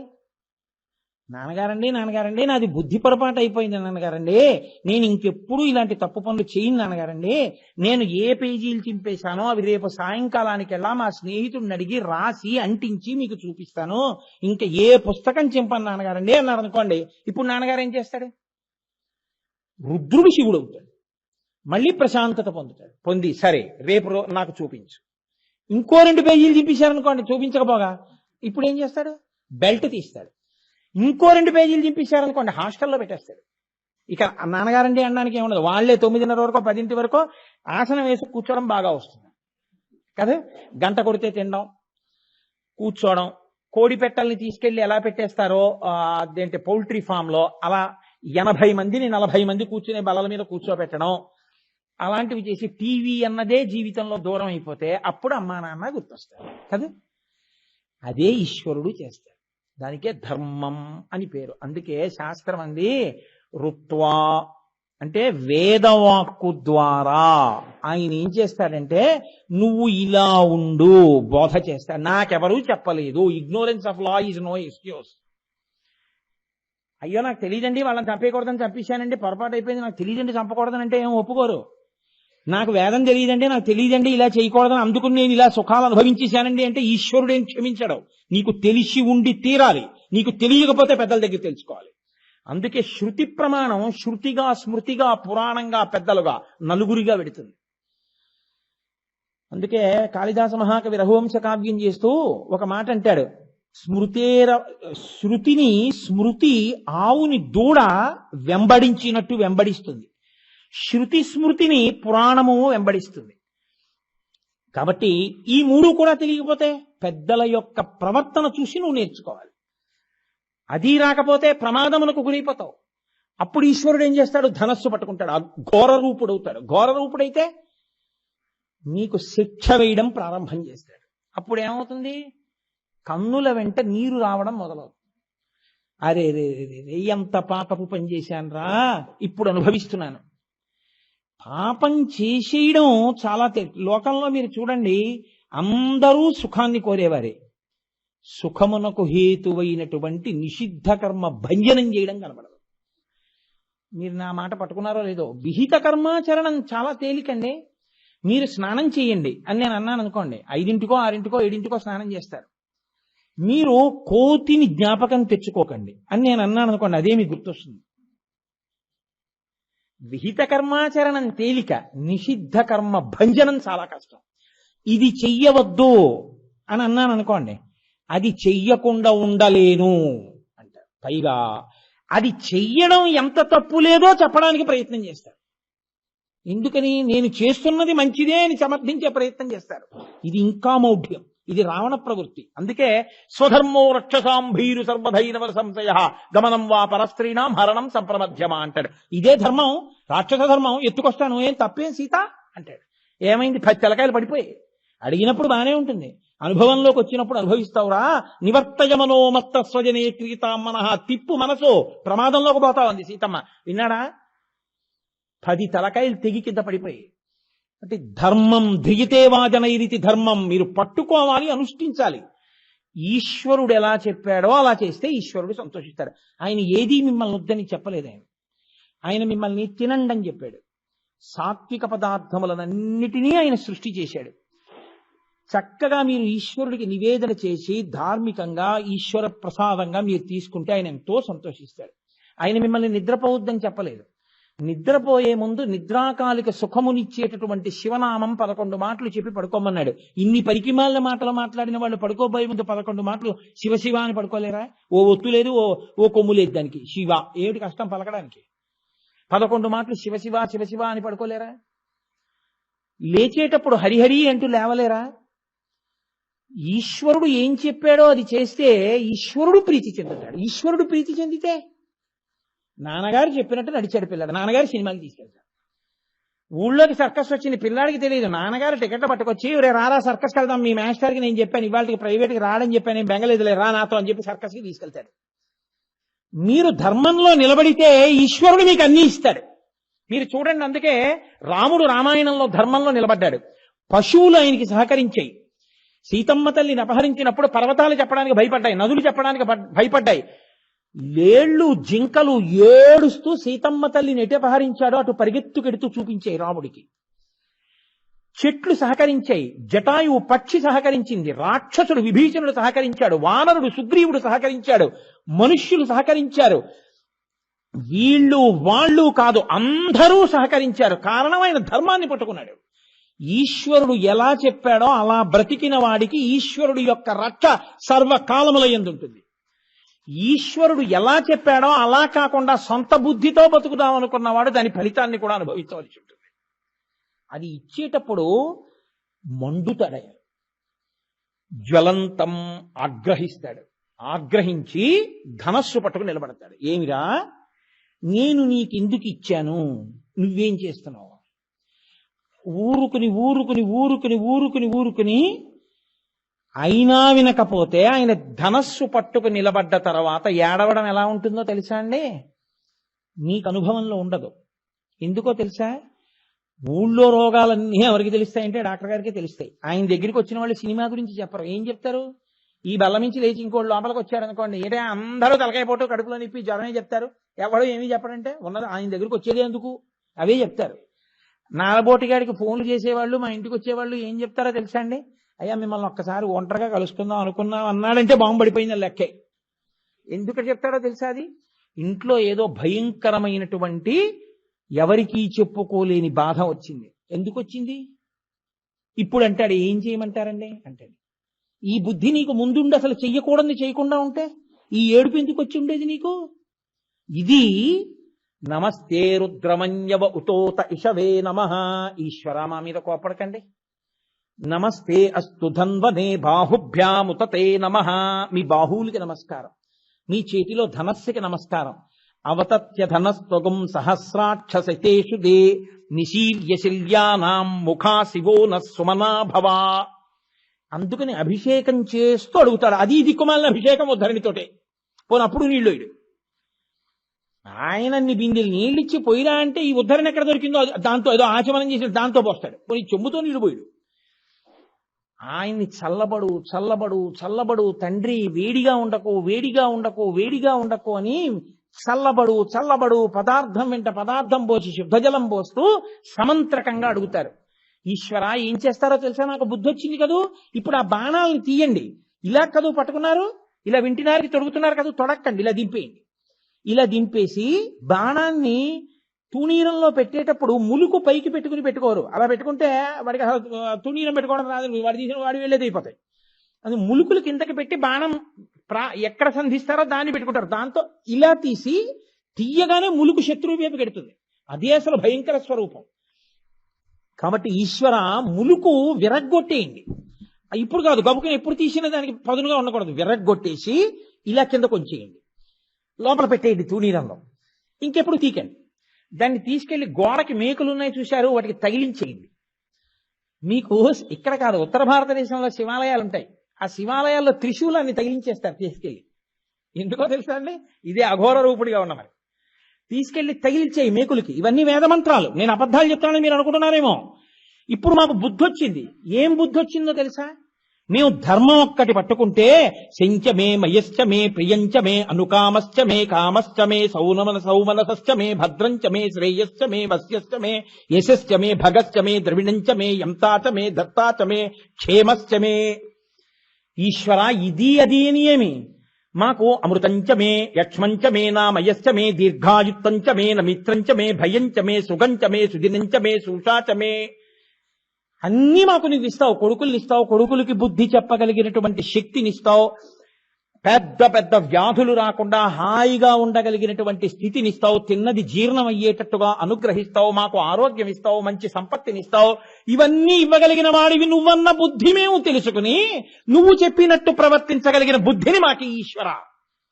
ఇది లేక నువ్వు ధనస్సు పట్టుకునేటట్టు చేసుకున్నావు. కాబట్టి ఈశ్వర నువ్వెప్పుడు నాకు ధనస్సు పట్టుకుని కనపడకూడదు, ప్రసన్నమూర్తివై కనపడాలి, సంతోషంతో కనపడాలి తండ్రి. ఇలా అయిపోవడానికి కారణం ఏంటి? మనసు చంచలమై తిరిగిపోయింది. అక్కర్లేనివన్నీ కోరుకుంది. సదా మోహాటవ్యాం చరతి యువతీనాం కుచకిదౌ నటత్యాసా శాఖా స్వతతి జడితి స్వైరమభిత కపాలిన్ బిక్షో మే హృదయ కపి మత్యం తచ్చపలం దృఢం భక్త్వా బద్ధ్వా శివ భవత దీనం కురి విభో. ఈశ్వర, ఈ మనస్సు కోతి అక్కర్లేని వాటన్నిటి మీద తిరుగుతోంది. ధనం మీద తిరుగుతోంది, కామానికి స్త్రీల మీద తిరుగుతోంది. అందుకే దీన్ని తీసుకెళ్లి నీ పాదాలకేసి కట్టేసేయి. లేదా నువ్వు ఆది భిక్షువి కదూ, నీ చేతిలో కోతి ఉంటే బాగా వేస్తారు భిక్ష, కాబట్టి ఈ కోతిని నువ్వు పట్టుకుని వెళ్ళిపో. అప్పుడు నాకు ఈ చాంచల్యం ఉండదు, నీ పాదముల దగ్గర పడి ఉంటాను. ఈ భావాన్ని అందుకున్నాడు దుర్జటి. ఇదే మాట దొంగ అని మార్చి చెప్పాడు. తమకంబప్ప పరాంగనాజనుల పరద్రవ్యంబులన్ మృత్యులింగ మహోద్యోగము చేయు మనము దొంగంబట్టి వైరాగ్య పాశంబులం చుట్టి బిగించి నీ చరణస్తంభంబునం కట్టివైచి ముదంబెన్నడు కల్గజేయ గదవో శ్రీకాళహస్తీశ్వర అన్నాడు. ఇది దొంగ. నువ్వు ఇచ్చినవి తప్ప అక్కర్లేనివన్నీ వెతుక్కుంటోంది. ఎలా పరులది నాది చేసుకుందామా అని ఆలోచిస్తోంది. ఇటువంటి దొంగను అప్పచెప్పేశాను నీకు. స్తంభానికి కట్టేయాలిగా, దొంగ కనపడితే అందరికీ తెలియాలి దొంగ అని. కాబట్టి ఈశ్వరా, నీ కాళ్ళు అనేటటువంటి స్తంభాలకు కట్టేయి, నీ పాదాల దగ్గర పడుంటానన్నాడు దుర్జటి. ఇది లేకపోతే ఏమవుతుందంటే ధర్మమునందు అనురక్తి నశించిపోతే అధర్మమును పట్టుకుంటాడంటే నిషిద్ధ కర్మ. ఈశ్వరుడు ఏది చెయ్యొద్దన్నాడో దాన్ని పట్టుకుంటాడు. ఇప్పుడు ఈశ్వరుడు ఏది చెయ్యొద్దంటే దాన్ని పట్టుకున్నాడో దాని వలన ఈశ్వరుడు యొక్క క్రోధమునకు గురవుతాడు. గురైతే ఏమవుతుంది? ఆయన భయంకరమైన శిక్ష వేయడానికి ఘోర రూపంతో నించుంటాడు. ఆ స్థితి రాకుండా ఉండాలి అంటే నాన్నగారు చెప్పిన మాట వింటే నాన్నగారికి ఎంత చెయ్యాలో మనకి తెలుసు. అందుకే మీరు రాముణ్ణి చూడండి. జనక మహారాజు గారు గబగబా స్వర్ణ కలశంలో నీళ్లు పట్టుకుని వచ్చి, శివధనస్సుని ఎరగొట్టావు కదయా, ఇదిగో నీకు కన్యాదానం చేస్తున్నా, సీతమ్మని బుచ్చుకో అన్నాడు. ఇవ్వడానికి నువ్వెవరు, బుచ్చుకోవడానికి నేనెవరు? నా ఎడం పక్కన కూర్చోవడానికి, భార్యాస్థానంలో కూర్చోవడానికి ఎవరు యోగ్యురాలో నిర్ణయించవలసిన వాడు మా నాన్నగారు. నాకు విద్య నేర్పినవాడు, బుద్ధులు నేర్పినవాడు, గాయత్రోపదేశం చేసినవాడు, విలువిద్య నేర్పినవాడు, నా గురించి అహరహం పరిశ్రమించినవాడు నా తండ్రి దశరథుడు. ఆయన్ని చెప్పమను పెళ్లి చేసుకుంటా, లేకపోతే నేను పుచ్చుకోనన్నాడు. నేర్పాడు ఈశ్వరుడు. అందుకే మనకి పెద్దలు ఒక మాట చెప్తుంటారు, ఏదైనా ఈశ్వరుడిస్తే పుచ్చుకోవడం నేర్చుకుంటే, నీ వెంపర్లాటను వదులుకుంటే నీ అంత ఐశ్వర్యవంతుడు లేడు. నీవు వెంపర్లాట పడి పరిగెత్తడం నేర్చుకుంటే నీ అంత దరిద్రుడు లేడు. ఎవడు దరిద్రుడు? ఇద్దరే దరిద్రుడు లోకంలో. ఆకలేసినప్పుడు తినడానికి లేనివాడు, ఉండి ఆకలేసినప్పుడు తినడానికి సమయం లేనివాడు. కాదా? ఇద్దరు దరిద్రులే. ఆకలేసింది తినడానికి లేదు దరిద్రుడు, ఆకలేసింది తినడానికి సమయం లేదు, డబ్బు కోసం తిరుగుతుంటాడు ఎప్పుడును. కావాలంటే ఎసిడిటీకి ఒక టాబ్లెట్ వేసుకుంటాడు, కానీ అక్కడ తిరగడం మాత్రం మాండవు. ఆ వెంపర్లాట నాకు ఈశ్వర. అర్ధమనర్థం భావయ నిత్యం మూఢజహీహి ధనాగమ తృష్ణ కురు సద్బుద్ధిం మనసి వితృష్ణ ఎల్లభసే నిజ కర్మోపాత్తం విత్తంతేన వినోదయ చిత్తం. శంకర భగవత్పాదులు సుత్తి పెట్టి కొట్టి చెప్పారు. కింవానేన ధనేన వాజికరిభిప్రాప్తేన రాజ్యేన కిం కింవా పుత్ర కళత్ర మిత్ర పశుభిర్దేహేన గేహేన కిం జ్ఞాతైతక్షణ భంగురం సపతిరోత్యద్యం మనో దూరత స్వాత్మార్థం గురువాక్యతో భజ భజ శ్రీ పార్వతీ వల్లభం. తిరిగావు అధర్మ మార్గంలో, అక్కర్లేని పనులన్నీ చేశావు, డబ్బు తెచ్చావు, మేడలు కట్టావు, మిద్దులు కట్టావు, భూములు కొన్నావు, బంగారం కొన్నావు, డబ్బు దాచావు, అన్నీ చేశావు. నీ శరీరం ఏమైంది? జర్జరీభూతం అయిపోయింది, వృద్ధాప్యం వచ్చేసింది. ఇది విడిచిపెట్టి వెళ్ళిపోతున్నాడు జీవుడు. ఎవరొస్తారు నీ వెంట? కాయము వీడి జీవుడతి కంపిత చిత్తత నేగుచుండవో నాయనయంచు ఎచ్చు నిజ నందన నందినులైన కాని కందోగిని భస్మములు తొలుత దుఃఖమహంబుది సొచ్చు పత్నియున్ కాయము వీడి రారు కదా చేసిన కర్మము పుణ్యము తప్ప శంకరా. ఎవరు రారే నీతో? తల్లి పార్వతీదేవి అనుశాసనిక పర్వంలో మహాభారతంలో ఒక ప్రశ్న వేసింది శంకరుణ్ణి. ఎన్ని ప్రశ్నలు వేసిందో లోకానికి చెప్పిద్దామని ఆవిడికి తెలియకేమిటి, శివా మీరు శ్మశానంలో ఎందుకుంటారని అడిగింది. అంటే ఆయన అన్నాడు, మంచి ప్రశ్న వేసావు పార్వతి, దీని మీదే లోకంలో అక్కర్లేని కొట్లాట్లన్నీ కొట్టుకుంటూ ఉంటారు నా గురించి. ఎందుకుంటానో తెలుసా? బ్రహ్మగారు ఒకసారి అడిగాడు. లోకంలో భూత ప్రేత పిశాచాలన్నీ పుట్టే స్థానం, ఉండే స్థానం, వాటికి పెద్ద రెసిడెన్షియల్ క్వార్టర్స్ శ్మశానం. వాళ్ళందరూ ఏం చేస్తారంటే చీకటి పడ్డాక వస్తారు. ఎక్కడికి వస్తారు అనుకుంటున్నారు? గుళ్ళోకి వస్తారు, గోపురానికి వస్తారు, మీ ఇంటికి వస్తారు, మా ఇంటికి వస్తారు. వచ్చి వాళ్ళు ఎక్కడ కూర్చుంటారో తెలుసా అండి? చాలా మంది తెలియక పూజ గదిలోకి వెళ్ళరనుకుంటారు. వాళ్ళు కూర్చునేది పూజ గదిలోనే కూర్చుంటారు. ఎందుకో తెలుసా? మీరు సూర్యోదయానికి నిర్మాల్యం తీయకపోతే వాడు పువ్వు వేసేస్తాడు. రాక్షస పూజ అయిపోతుంది, ఇంట్లో దుఃఖం వస్తుంది. కాబట్టి ఇప్పుడు వాడు వచ్చి కూర్చుంటాడు. మీరేమనాలి? అందుకే ఉత్తిష్టంతు భూత పిశాచాహ. ఇక్కడ నేను ఉంటే కదా కోటేశ్వరారు మీరు ఒకసారి ఇక్కడ లేవండి అన్నాం. నేను ఇక్కడ లేవకపోతే నన్ను లేమంటే కాసేపు ఆగి నేను వెళ్ళిపోతాను. మీరు వచ్చి కోటేశ్వరారికి పుష్పమాల వేయుచున్నాను అన్నాను అనుకోండి, పిచ్చే వెర్రే అంటారు మిమ్మల్ని. ఉత్తిష్టంతో భూత పిశాచాహ, ఓ భూత పిశాచములారా మీరు లేవండి అంటున్నారు. మీరు పూజ గదిలోకి వెళ్ళి అంటే ఉంటే కదూ లేమండం. ఉన్నాయి కదూ. ఎక్కడి నుంచి వచ్చాయి? శ్మశానంలోంచే వస్తాయి. వచ్చి లోకం మీద పడి అల్లరి చేస్తుంటాయి. బ్రహ్మగారు అన్నారు, కష్టపడి నేను సృష్టి చేసి వదులుతున్నాను. అసలు సృష్టి చేసిన దగ్గర నుంచి గర్భిణీ స్త్రీని ఎలా పాడు చేద్దాం, శిశువుని ఎలా పాడు చేద్దాం అని వాళ్ళు తిరుగుతున్నారు. కాబట్టి శివ మీరు పని చేస్తారా? వాటికి ఒక నియమం ఏర్పాటు చేయండి. మీరు వెళ్ళి అక్కడ కూర్చుంటే అందరూ మీ బిడ్డలేగా. మరి లోకాల కన్నా తండ్రి దొంగ ఆయనే. దొంగ పుట్టినా అబ్బాయి మా అబ్బాయి దొంగ కాబట్టి ఆయనకి నేను తండ్రితనం అంగీకరించరండి అంటే కుదురుతుంది ఏంటి? దొంగడు పుట్టినప్పుడు దొంగకి తండ్రి, పోలీస్ ఆఫీసర్కి తండ్రి అయినప్పుడు పోలీస్ ఆఫీసర్కి తండ్రి. ఇద్దరు కొడుకులు, వాడు పోలీస్ ఆఫీసర్, వాడు దొంగ. అయినా తండ్రి మాత్రం ఇద్దరికి తండ్రే కదా. అందుకని మీరు అక్కడ కూర్చుని వాళ్ళు ఇక్కడ ఏమీ పాడు చేయకుండా కాస్త వాళ్ళకి మీరు చెప్తురు. ఆయన అన్నాడు, రే వెడితే వెళ్ళండి కానీ ఉత్తిష్టంతు భూత పిశాచాహ ఏతే భూమి భారకాహ ఏతేషామ విరోధేన బ్రహ్మకర్మ సమారభే ఓం భూ ఓం భువ ఓం శువః అని ఎవడైనా నీళ్లు విసిరినా అక్షతలు విసిరినా లేచి ఇక్కడికి వచ్చేయండి. ఊరే చెప్పలేనంటారేమో, నాకు తెలిసి ఎవడెవడో చెప్తున్నాడు రోజు పొద్దున్నే సంధ్యావందనంలో. అలా చెప్పిన వాడు ఇంట్లో ఉండకండి అన్నాడు. అందుకని సూర్యోదయాత్పూర్వం పీట మీద కూర్చొని ఉత్తిష్టంతో భూత పిశాచాహ అన్నాడు అనుకోండి, వెళ్ళిపోతాయి శివుడి దగ్గరికి. వా వెళ్ళిపోమన్నాడు స్వామి కోటేశ్వరారు, మళ్ళీ మీరు దెబ్బలాడతారని వచ్చేసామండి అంటే. అలా అనలేదనుకోండి, మీరు నా అంతవాడిని నేను మీరు తిరుగుతూ కూర్చున్నారు కూడా వాళ్ళు చక్కగా మీ ఇంట్లోనే ఉంటారు. వాళ్ళు ఏం వెళ్ళిపోమనిలేదు స్వామి మేము ఎందుకు వచ్చేయడం అని అక్కడ. ఆయన ఎప్పుడైనా ఏటో వాడు చాలా రోజులు అయిపోయింది మహాకరాల అంటే ప్రజెంట్ సార్ అని ఒకసారి కనపడి, ఎరా నువ్వు రావట్లేదు అంటే వాడు ఎప్పుడూ ఉత్తిష్టంతో అనలేదు సార్ అక్కడే ఉన్నానంటాడు. కాబట్టి ఏముంది, కొన్నాళ్ళు ఉండి ఉండి వాడు తినేస్తాడు. కాబట్టి పార్వతీ నేను శ్మశానంలో అందుకు కూర్చున్నాను. ఇప్పుడు మీకేమిటి కష్టమైన అక్కడ కూర్చుంటే? అస్తమానం ఆయన అదే పేరుగా తిట్టారనుకోండి, ఆయన లేచి వెళ్ళిపోతాడు. ఎప్పుడు ఉత్తరీయం సర్దుకుని. వాళ్ళకి బుద్ధి లేదు, నేను ఎందుకు కూర్చున్నానో తెలియట్లేదు. వాళ్ళు వచ్చి మేము ఏర్పడతారు, అప్పుడు తెలిసి వస్తుంది అలా ఆయన నిందించినందుకు. ఈశ్వరుడి శ్మశానవాసి మీ మంగళత్వం కోసమే. ఆవిడ అడిగింది ఒకప్పుడు, ఏమయ్యా పినాకపాణి అని పేరు కూడా పెట్టుకున్నావే ఆ ధనస్సు పట్టుకుని, ఎందుకు వచ్చింది ఈ పేరు నీకు? ఏమిటి నీకు ఆ సంతోషం పినాకం అంటే అంది. అంటే అప్పుడు ఆయన చెప్పాడు రహస్యం. ఎప్పుడో పూర్వం కృతయుగ ప్రారంభంలో కణ్వుడు అనబడేటటువంటి ఒక మహర్షి అద్భుతంగా తపస్సు చేశాడు. ఆయన తపస్సు చేసినప్పుడు ఆయన తపస్సు చేసినటువంటి పుట్ట మీద ఒక పెద్ద వెదురు బొంగు పైకి లేచింది. బ్రహ్మగారు చూసి, తపస్సు చేస్తున్న పుట్ట మీద పుట్టిన వెదురు బొంగు, ఇంత పెద్ద వెదురు బొంగు లోకంలో దొరకదు.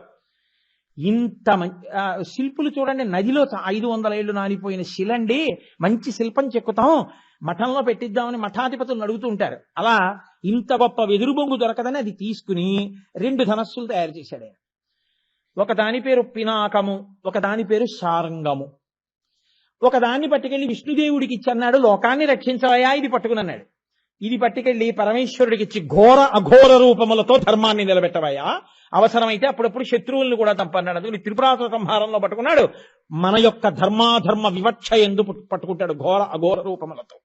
నా బిడ్డలు పాడైపోకుండా నేను అది పట్టుకుని వాళ్ళని భయపెట్టి, వాళ్ళు నాన్నగారండి నాన్నగారండి తప్పైపోయింది నాన్నగారండి, ఇంకెప్పుడు చెయ్యండి నాన్నగారండి, మమ్మల్ని మన్నించండి నాన్నగారండి, ధనసు పక్కన పెట్టేయండి నాన్నగారండి, బాణాలు పక్కన పెట్టేయండి నాన్నగారండి, కత్తి వదిలేయండి నాన్నగారండి అని ఏడిస్తే అవన్నీ పక్కన పెట్టి వాళ్ళని రక్షిస్తుంటాను పార్వతి. అందుకని నాకు ఆ పినాకం అంటే చాలా ఇష్టం అని చెప్పాడు. ఆ 2 చెక్కుతున్నప్పుడు ఒక పెద్ద మొన కింద పడింది.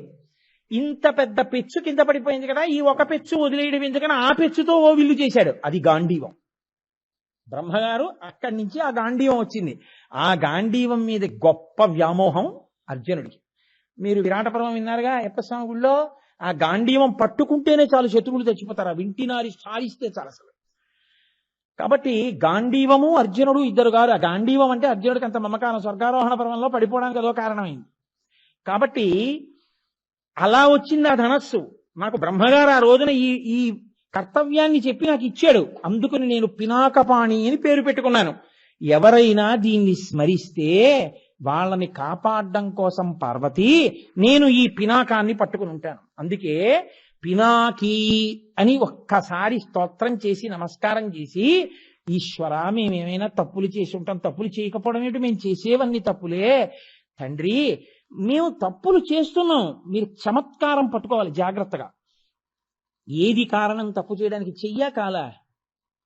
ఈ రెండూ కాదు, మనస్సు కారణం.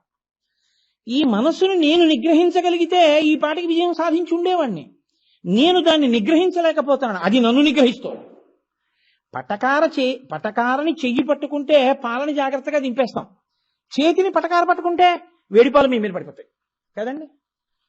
వచ్చిన సమస్య ఏంటంటే మనసు మీ చెప్పు చేతల్లో ఉండాలి, మనం మనసు చెప్పు చేతల్లోకి వెళ్ళాం. ఇదే వచ్చింది ఈశ్వర. అందుకే మీరేం చేస్తారో తెలుసా? నా మనసుని మీ చెప్పు చేతల్లోకి తీసుకుని మీరు చెప్పినట్టు ప్రవర్తించేటటువంటి స్థితిని నాకు మీరు కల్పించండి. ఇది శరణాగతి అంటే. మీ బలహీనతని ఈశ్వరుడికి చెప్పడం శరణాగతి. అంతేకాని ఉట్టినే నోటితో వెళ్ళి లక్ష్మీ మహీత రూప నిజానుభావ నీలాది దివ్య మహిషీకర పల్లవానాం ఆరుణ్య సంక్రమణత కిల సాంద్ర రాగౌ శ్రీ వెంకటేశ చరణౌ శరణం ప్రపద్యే. అది శరణాగతి కాదు. తత్వం తెలుసుకుని మీ బలహీనతని ఈశ్వరుడికి చెప్పడం శరణాగతి. ఇది రుక్మిణీదేవి చేసింది, ఇది గజేంద్రుడు చేశాడు. అటువంటి శరణాగతి చేశారనుకోండి, మీతో ఈశ్వరుడు మళ్ళీ మళ్ళీ మంచి పనులు చేయిస్తాడు. అందుకే పెద్దవాళ్ళు మంచి పని చేస్తే వెంటనే వెళ్ళమనరు. మీరు గుళ్ళోకి వెళ్ళారనుకోండి, కూర్చుని వెళ్ళండి అంటారు. ఎందుకో తెలుసా అండి? ఓసారి కూర్చుంటే అద్దంలో చూడండి ఈశ్వరుణ్ణి అంటారు. మీరు ఇక్కడ ఆయన్ని చూస్తే మీకు అనుబంధం ఏర్పడితే మళ్ళీ మీరు అక్కడికి వస్తూ ఉంటారు. ఇదే మనం వెంకటాచలం కొండ మీదకి వెడితే అడుగుతాం. అహం దూరతస్తే పదాంభోజ యుగ్మ ప్రణామిచ్చ యాగచ్చ సేవాంకరోమి సకృచ్చేవ యానిచ్చ సేవా ఫలం త్వం ప్రయచ్ఛ ప్రయచ్ఛ ప్రభో వెంకటేశ. ఈశ్వర, జన్మానికో శివరాత్రిని 5 ఏళ్ల తర్వాత ఒక్కసారి ఎక్కడి నుంచో కాకినాడ నుంచి బయలుదేరి తిరుపతి వచ్చాను. 4 సంవత్సరముల 364 రోజులు లౌకికంలోనే గడిచిపోయి ఒక్కరోజు ఇన్నాళ్ళకి తిరుపతి వచ్చా. తిరుపతి వచ్చినప్పుడు ఎంత బుద్ధిగా నీ సేవ కోసం వెంపర్లాడి ఆ క్యూలో నిలబడి నీ ప్రసాదాన్ని కళ్ళకద్దుకు తిని ఈ పూట కాఫీ పోతే పోయింది లేని వైకుంఠంలోకి వెళ్ళి నేను నీ కోసం శ్రమ పడ్డానో, అలా నేను కాకినాడ వెళ్ళిపోయాక కూడా నా బుద్ధి నీ సేవ యందు నిలబడుగాక. నీవు నాకు ఏ శరీరం ఇచ్చావో, ఏ ఇంద్రియములు ఇచ్చావో వాటిని వాడేటప్పుడు ఆ శక్తి వాడిచ్చాడు కాబట్టి వాడు చూస్తున్నాడని గుర్తుండి వాడేటప్పుడు నాకు జాగరూకత కలుగుగాక. ఇది శంకరాచార్యులు వారి సౌందర్యలహరిలో చెప్తారు. జపోజల్ప శిల్పం సకలమపి ముద్రా విరచన గతి ప్రాదక్షిణ్యా క్రమణమశనాద్యహుతి విధి ప్రణామ సంవేశ సుఖమఖిలమాత్మార్పణ దృశ సపర్యాపర్యాయస్తవ భవతు ఎన్మే విలసితం. ఈశ్వర, నేను ఇలా చెయ్యి కదపాలి అంటే నీ అనుగ్రహం ఉంది కాబట్టి కదులుతోంది. ఈ చెయ్యి కదలకపోతే వేలకి వేలు పెట్టి వైద్యం చేయించుకుంటున్న వాళ్ళు ఉన్నారు. మీ అనుగ్రహం ఈ చెయ్యి కదులుతోంది. ఈశ్వర, ఈ చేతులు కదిలితే మీ యందు భావోద్వేగంతో కదిలేట్టు చెయ్యండి. ఇలా అనడానికి ఈ చెయ్యి కదలకుండా మీరే అనుగ్రహించండి. జపో జల్ప శిల్పం. మాట మాట్లాడాను అంటే మూలాధార చక్రం దగ్గర నుంచి బయలుదేరినటువంటి వాయువు నోటిలోకి వచ్చి భావ పరంపరల చేత వాక్కుగా మారడానికి నా నోటిలోకి వచ్చినటువంటి వాయువుని నాలుక నర్తించి గాలిని నొక్కితే గాలి సొట్టలు పడి సొట్టలు వర్ణములై వర్ణములు పదములై పదములు వాక్యములై నాలో ఉన్న భావాన్ని బయటికి నోటి వెంట విడిచిపెడితే ఆ వాక్యములు మీకు వినపడితే ఆకాశగుణకమైనటువంటి శబ్దము మీ చెవులలోంచి లోపలికి వెడితే నాలో ఉన్న భావము మీలోకి వెడుతోంది. ఈ వాయు కదలిక అంతా, వాక్యముల నిర్మాణం అంతా ఈశ్వరా మీ అనుగ్రహం. లేకపోతే నాకు నువ్వు ఈ స్వరపేటికి ఇక్కడ పెట్టి ఉండకపోతే నేను మాట్లాడలేనుగా, ఆ స్వరపేటిక పోతే నేను పలకలేనుగా. కాబట్టి ఈశ్వర, నువ్వు ఇచ్చావు దీన్ని, కాబట్టి నేను మాట్లాడే ముందు ఈశ్వరుడు ఇచ్చిన దాన్ని సక్రమంగానే ఉపయోగిస్తున్నానా, ఆయన చూస్తాడు ఏం మాటలు మాట్లాడానో అని పరాకు నాకు కలిగేటట్టు చెయ్యి. నేను తిరిగితే ఈ కదలిక శక్తి ఈశ్వరుడిచ్చాడు. నేను దేనికి తిరుగుతున్నానో, ఏ అవసరానికి తిరుగుతున్నానో, ఏ అనవసరానికి తిరుగుతున్నానో ఈశ్వరుడు చూస్తాడు. కాబట్టి తిరిగితే కుడి చుట్టూ తిరుగుతాను, లేకపోతే ఈశ్వరుడి చుట్టూ తిరుగుతాను. అనవసరంగా తిరగకుండా నన్ను నిగ్రహించు. ఆఖరికి నేను నిద్రపోతే ఈశ్వరా నీ నామం చెప్పి ఒక్కసారి అలా నిన్ను భావన చేస్తాను మనసులో, ఒక్కసారి నిన్ను భావన చేస్తూ నిద్రపోతాను. ఆ నిద్రపోయే ముందు ఒక్కసారి శ్రీశైల క్షేత్రంలో లలితాంబికాదేవిని పరమేశ్వరుణ్ణి ఊయలలో పడుకోబెట్టి లాలి లలితాంబ లాలి మా ఇంట వెలయుమా పద్మపాణి హరిసాటి నీలవేణి భక్తులను కన్న తల్లి అని, చాగంటి వారింట బాలకోమార్తెవై అని, అంటే మా ఇంటి పేరుతో మిమ్మల్ని అందరినీ పాడమని కాదు నా ఉద్దేశ్యం, మీ ఇంటి పేరు మీరు చెప్పుకోండి చక్క. కస్తూరి వారింట బాలకోమార్తెవై బంగారు రంగులా తిరుగుచుండు అని ఓ కీర్తన పాడుకుని పడుకోండి. దానికి సంగీతం అక్కర్లేదు. లేదు మీకు సంగీతం వచ్చు, మీ భార్యకు వచ్చు, చక్కగా ఉండే కీర్తన చేయమనండి. ఆవిడ పక్కన పడుకుని పెద్ద కంఠంతో పాడక్కర్లేదు, చిన్న కంఠంతో చక్కగా ఏదో ఈశ్వర ఉభయనాంచారులతో కలిసి అలలచించెల్లమైన ఆత్మలందుండని కలవాటు చేసే నీ ఉయ్యాల అనుకుంటూ పడుకోండి. నిద్రా సమాధి స్థితి సంచార పదయో ప్రదక్షిణ విధి స్తోత్రాన్ని సర్వాగిర యజ్జత్కర్మ కరోమి తత్తదఖిలం శంభో తవారాధనం అంటారు శంకర భగవత్పాదులు. మీరు వాడుకునేటప్పుడు ఈశ్వరుడిది వాడుకుంటున్నాను, నాది కాదు. ఈ ఎరుకతో మీరు వాడారనుకోండి దీన్ని, ఈశ్వరుడు సంతోషిస్తాడు. మీకు ఇచ్చిన సాధనాన్ని మీరు చక్కగా వాడుకుంటున్నారు, ఇది నాది అని వాడడం మొదలు పెట్టారనుకోండి, ఓహో అంతటి వాడివన్నమాట. ఈ పాటి అహంకరించడానికి ఇది అక్కర్లేదు, పెద్ద పులిగా పుడితే చాలు, కాబట్టి అది ఇస్తాడు అని. తల్లకిందులుగా పడుకునేటటువంటి జన్మలు, చీకట్లో తిరిగే జన్మలైన గుడ్లగూబలు అవి అయి పడతారు. మీరు చూడండి, అందుకే గబ్బిలాలు అవి దేవాలయాలు ఉండే చెట్ల దగ్గరే ఉంటాయి. మీరు కర్ణాటక బెంగళూరు వెడితే అక్కడ మహానంది అని చాలా పెద్ద నంది, బుల్ టెంపుల్ అంటుంటారు వాళ్ళు, పెద్ద నందీశ్వరుడు ఆయనకి దేవాలయం. మీరు ఆ దేవాలయం దర్శనం చేసుకుని బయటకు వచ్చి పక్కకెడితే పెద్ద పెద్ద చెట్లతో వనం, ఓహో చప్పుళ్ళు వినపడుతుంటాయి. ఏమిటని మీరు తలెత్తి పైకి చూశారనుకోండి, ఏకంగా 10 మీటర్లు 20 మీటర్లు అంతంత పెద్ద పెద్ద గబ్బిలాలు చెట్లకు పట్టుకుని వేలాడుతుంటాయి, రాత్రిళ్ళు ఎగురుతాయి. ఎంత దుర్వాసనం! అలా అవ్వకుండా ఉండాలి అంటే ఈశ్వరుని యందు ఎరుకతో ఉండు. ఇది చెప్పడం పినాకి, అంతేగాని ఆయన ధనస్సు తట్టుకున్నాడండి నీ సర్టిఫికెట్ ఎందుకు? అది ఏమన్నా ప్రాపర్టీ సర్టిఫికెటా, బర్త్ సర్టిఫికెటా? ఈశ్వరుడి చేతిలో ఉన్న ధనస్సుకు పినాకం అని పేరు. వాట్ ఇఫ్ నీకేమిటి? ఆయన పినాకం పట్టుకున్నాడో పెన్నట్టుకున్నాడో నీకెందుకు? కాదు, ఆయన ఘోర రూప దర్శనం చెయ్యాలి. రుద్రాధ్యాయం ఎందుకు వచ్చిందో, యజుర్వేదం ఎందుకు వచ్చిందో మీరు తెలుసుకుంటే, అందుకనే నమ్మక చమకములుగా వెడుతుంది. మీరు చూడండి, తప్పు చేశారనుకోండి, ముందు వెనక కూడా నాన్నగారండి ఇవాళ నా వల్ల తెలియకుండా ఓ తప్పు జరిగిపోయింది నాన్నగారండి అంటాడు. నాన్నగారండి తప్పు జరిగిపోయింది నాన్నగారండి అని ఉభయతర నమస్కారాలు చేశాడంటే, అటు ఇటు నాన్నగారు వేశాడంటే ఏదో మీరు వినవలసినటువంటి పరాకుతో కూడిన మాట ఏదో ఉందన్నమాట, దోషం. లేకపోతే అన్ని మాటలు నాన్నగారండి నాన్నగారండి నేను ఒకటి చెప్తాను వినండి అంటాడు, అంతే. అన్ని మాటలు నాన్నగారండి అన్నాడంటే ఏదో ఉంది. అందుకే నమస్తే అస్తు భగవన్ విశ్వేశ్వరాజ మహాదేవాజ త్రయంబకాజ త్రిపురాంతకాజ త్రికాగ్నికాలాజ కాలాగ్నిరుద్రాజ నీలకంఠాయ మృత్యుంజయాయ సర్వేశ్వరాయ సదాశివాయ శ్రీమన్ మహాదేవాయ నమః. ఉభయతర నమస్కారాలతో వెడుతుంటాయి. అటు నమస్కారం ఇటు నమస్కారం, ఎందుకని చేసిన తప్పులకి ప్రాయశ్చిత్తం. ఇప్పుడు ఆయన ఏం చేస్తాడు? సరే పోన్లే వదిలేశాడు. నమ శివాభ్యాం అశుభాపహాభ్యాం, క్షమించాను కానీ బుద్ధిగా ఉంటావా? ఉంటానని ఒప్పుకుంటే మీరు ఉండాలి, ఉండేట్టు చెయ్యంటే ఆయనకే చెప్పేయాలి, గొడవ వదిలిపోతుంది. అది శరణాగతి. అయ్యా నేను మాట వింటానని నమ్మకం ఏం లేదు, లోపల ఈ మనసు మాట వినదు, కాబట్టి నేను ముందే చెప్తున్నాను, మీరే నిగ్రహించండి. నా బలహీనత చెప్పేస్తున్నాను, ఈశ్వరా నేను మీ సొత్తు, మీరే దీన్ని రక్షించుకోండి. నా మోటార్ సైకిల్ దుమ్ము పట్టి ధూళి పట్టి బూజులు పట్టి పురుగులు పట్టి సాలెపురుగులు పట్టి బల్లులు పట్టి బొద్దింకలు పట్టి ఉందనుకోండి, ఓసి దిక్కుమాలిన మోటార్ సైకిలా, కోటేశ్వరరావు గారు ఎక్కి తిరుగుతాడు ఇలాగా ఉండడం అంటారా? కోటేశ్వరారా మోటార్ సైకిల్ ఏంటంటే ఒకసారి వాటర్ సర్వీసింగ్ చేయించరా అని నన్ను అడుగుతారా? ఈశ్వరా నేను పాడయ్యాననుకో నిన్నే అంటారు. ఇంత పాడైపోతున్నవాడు నీకు ఎక్కడ దొరుకుతాడు? అదో గాంభీర్యం. శంకర భగవత్పాదులు శివానందలహరిలో చమత్కారం చేశారు.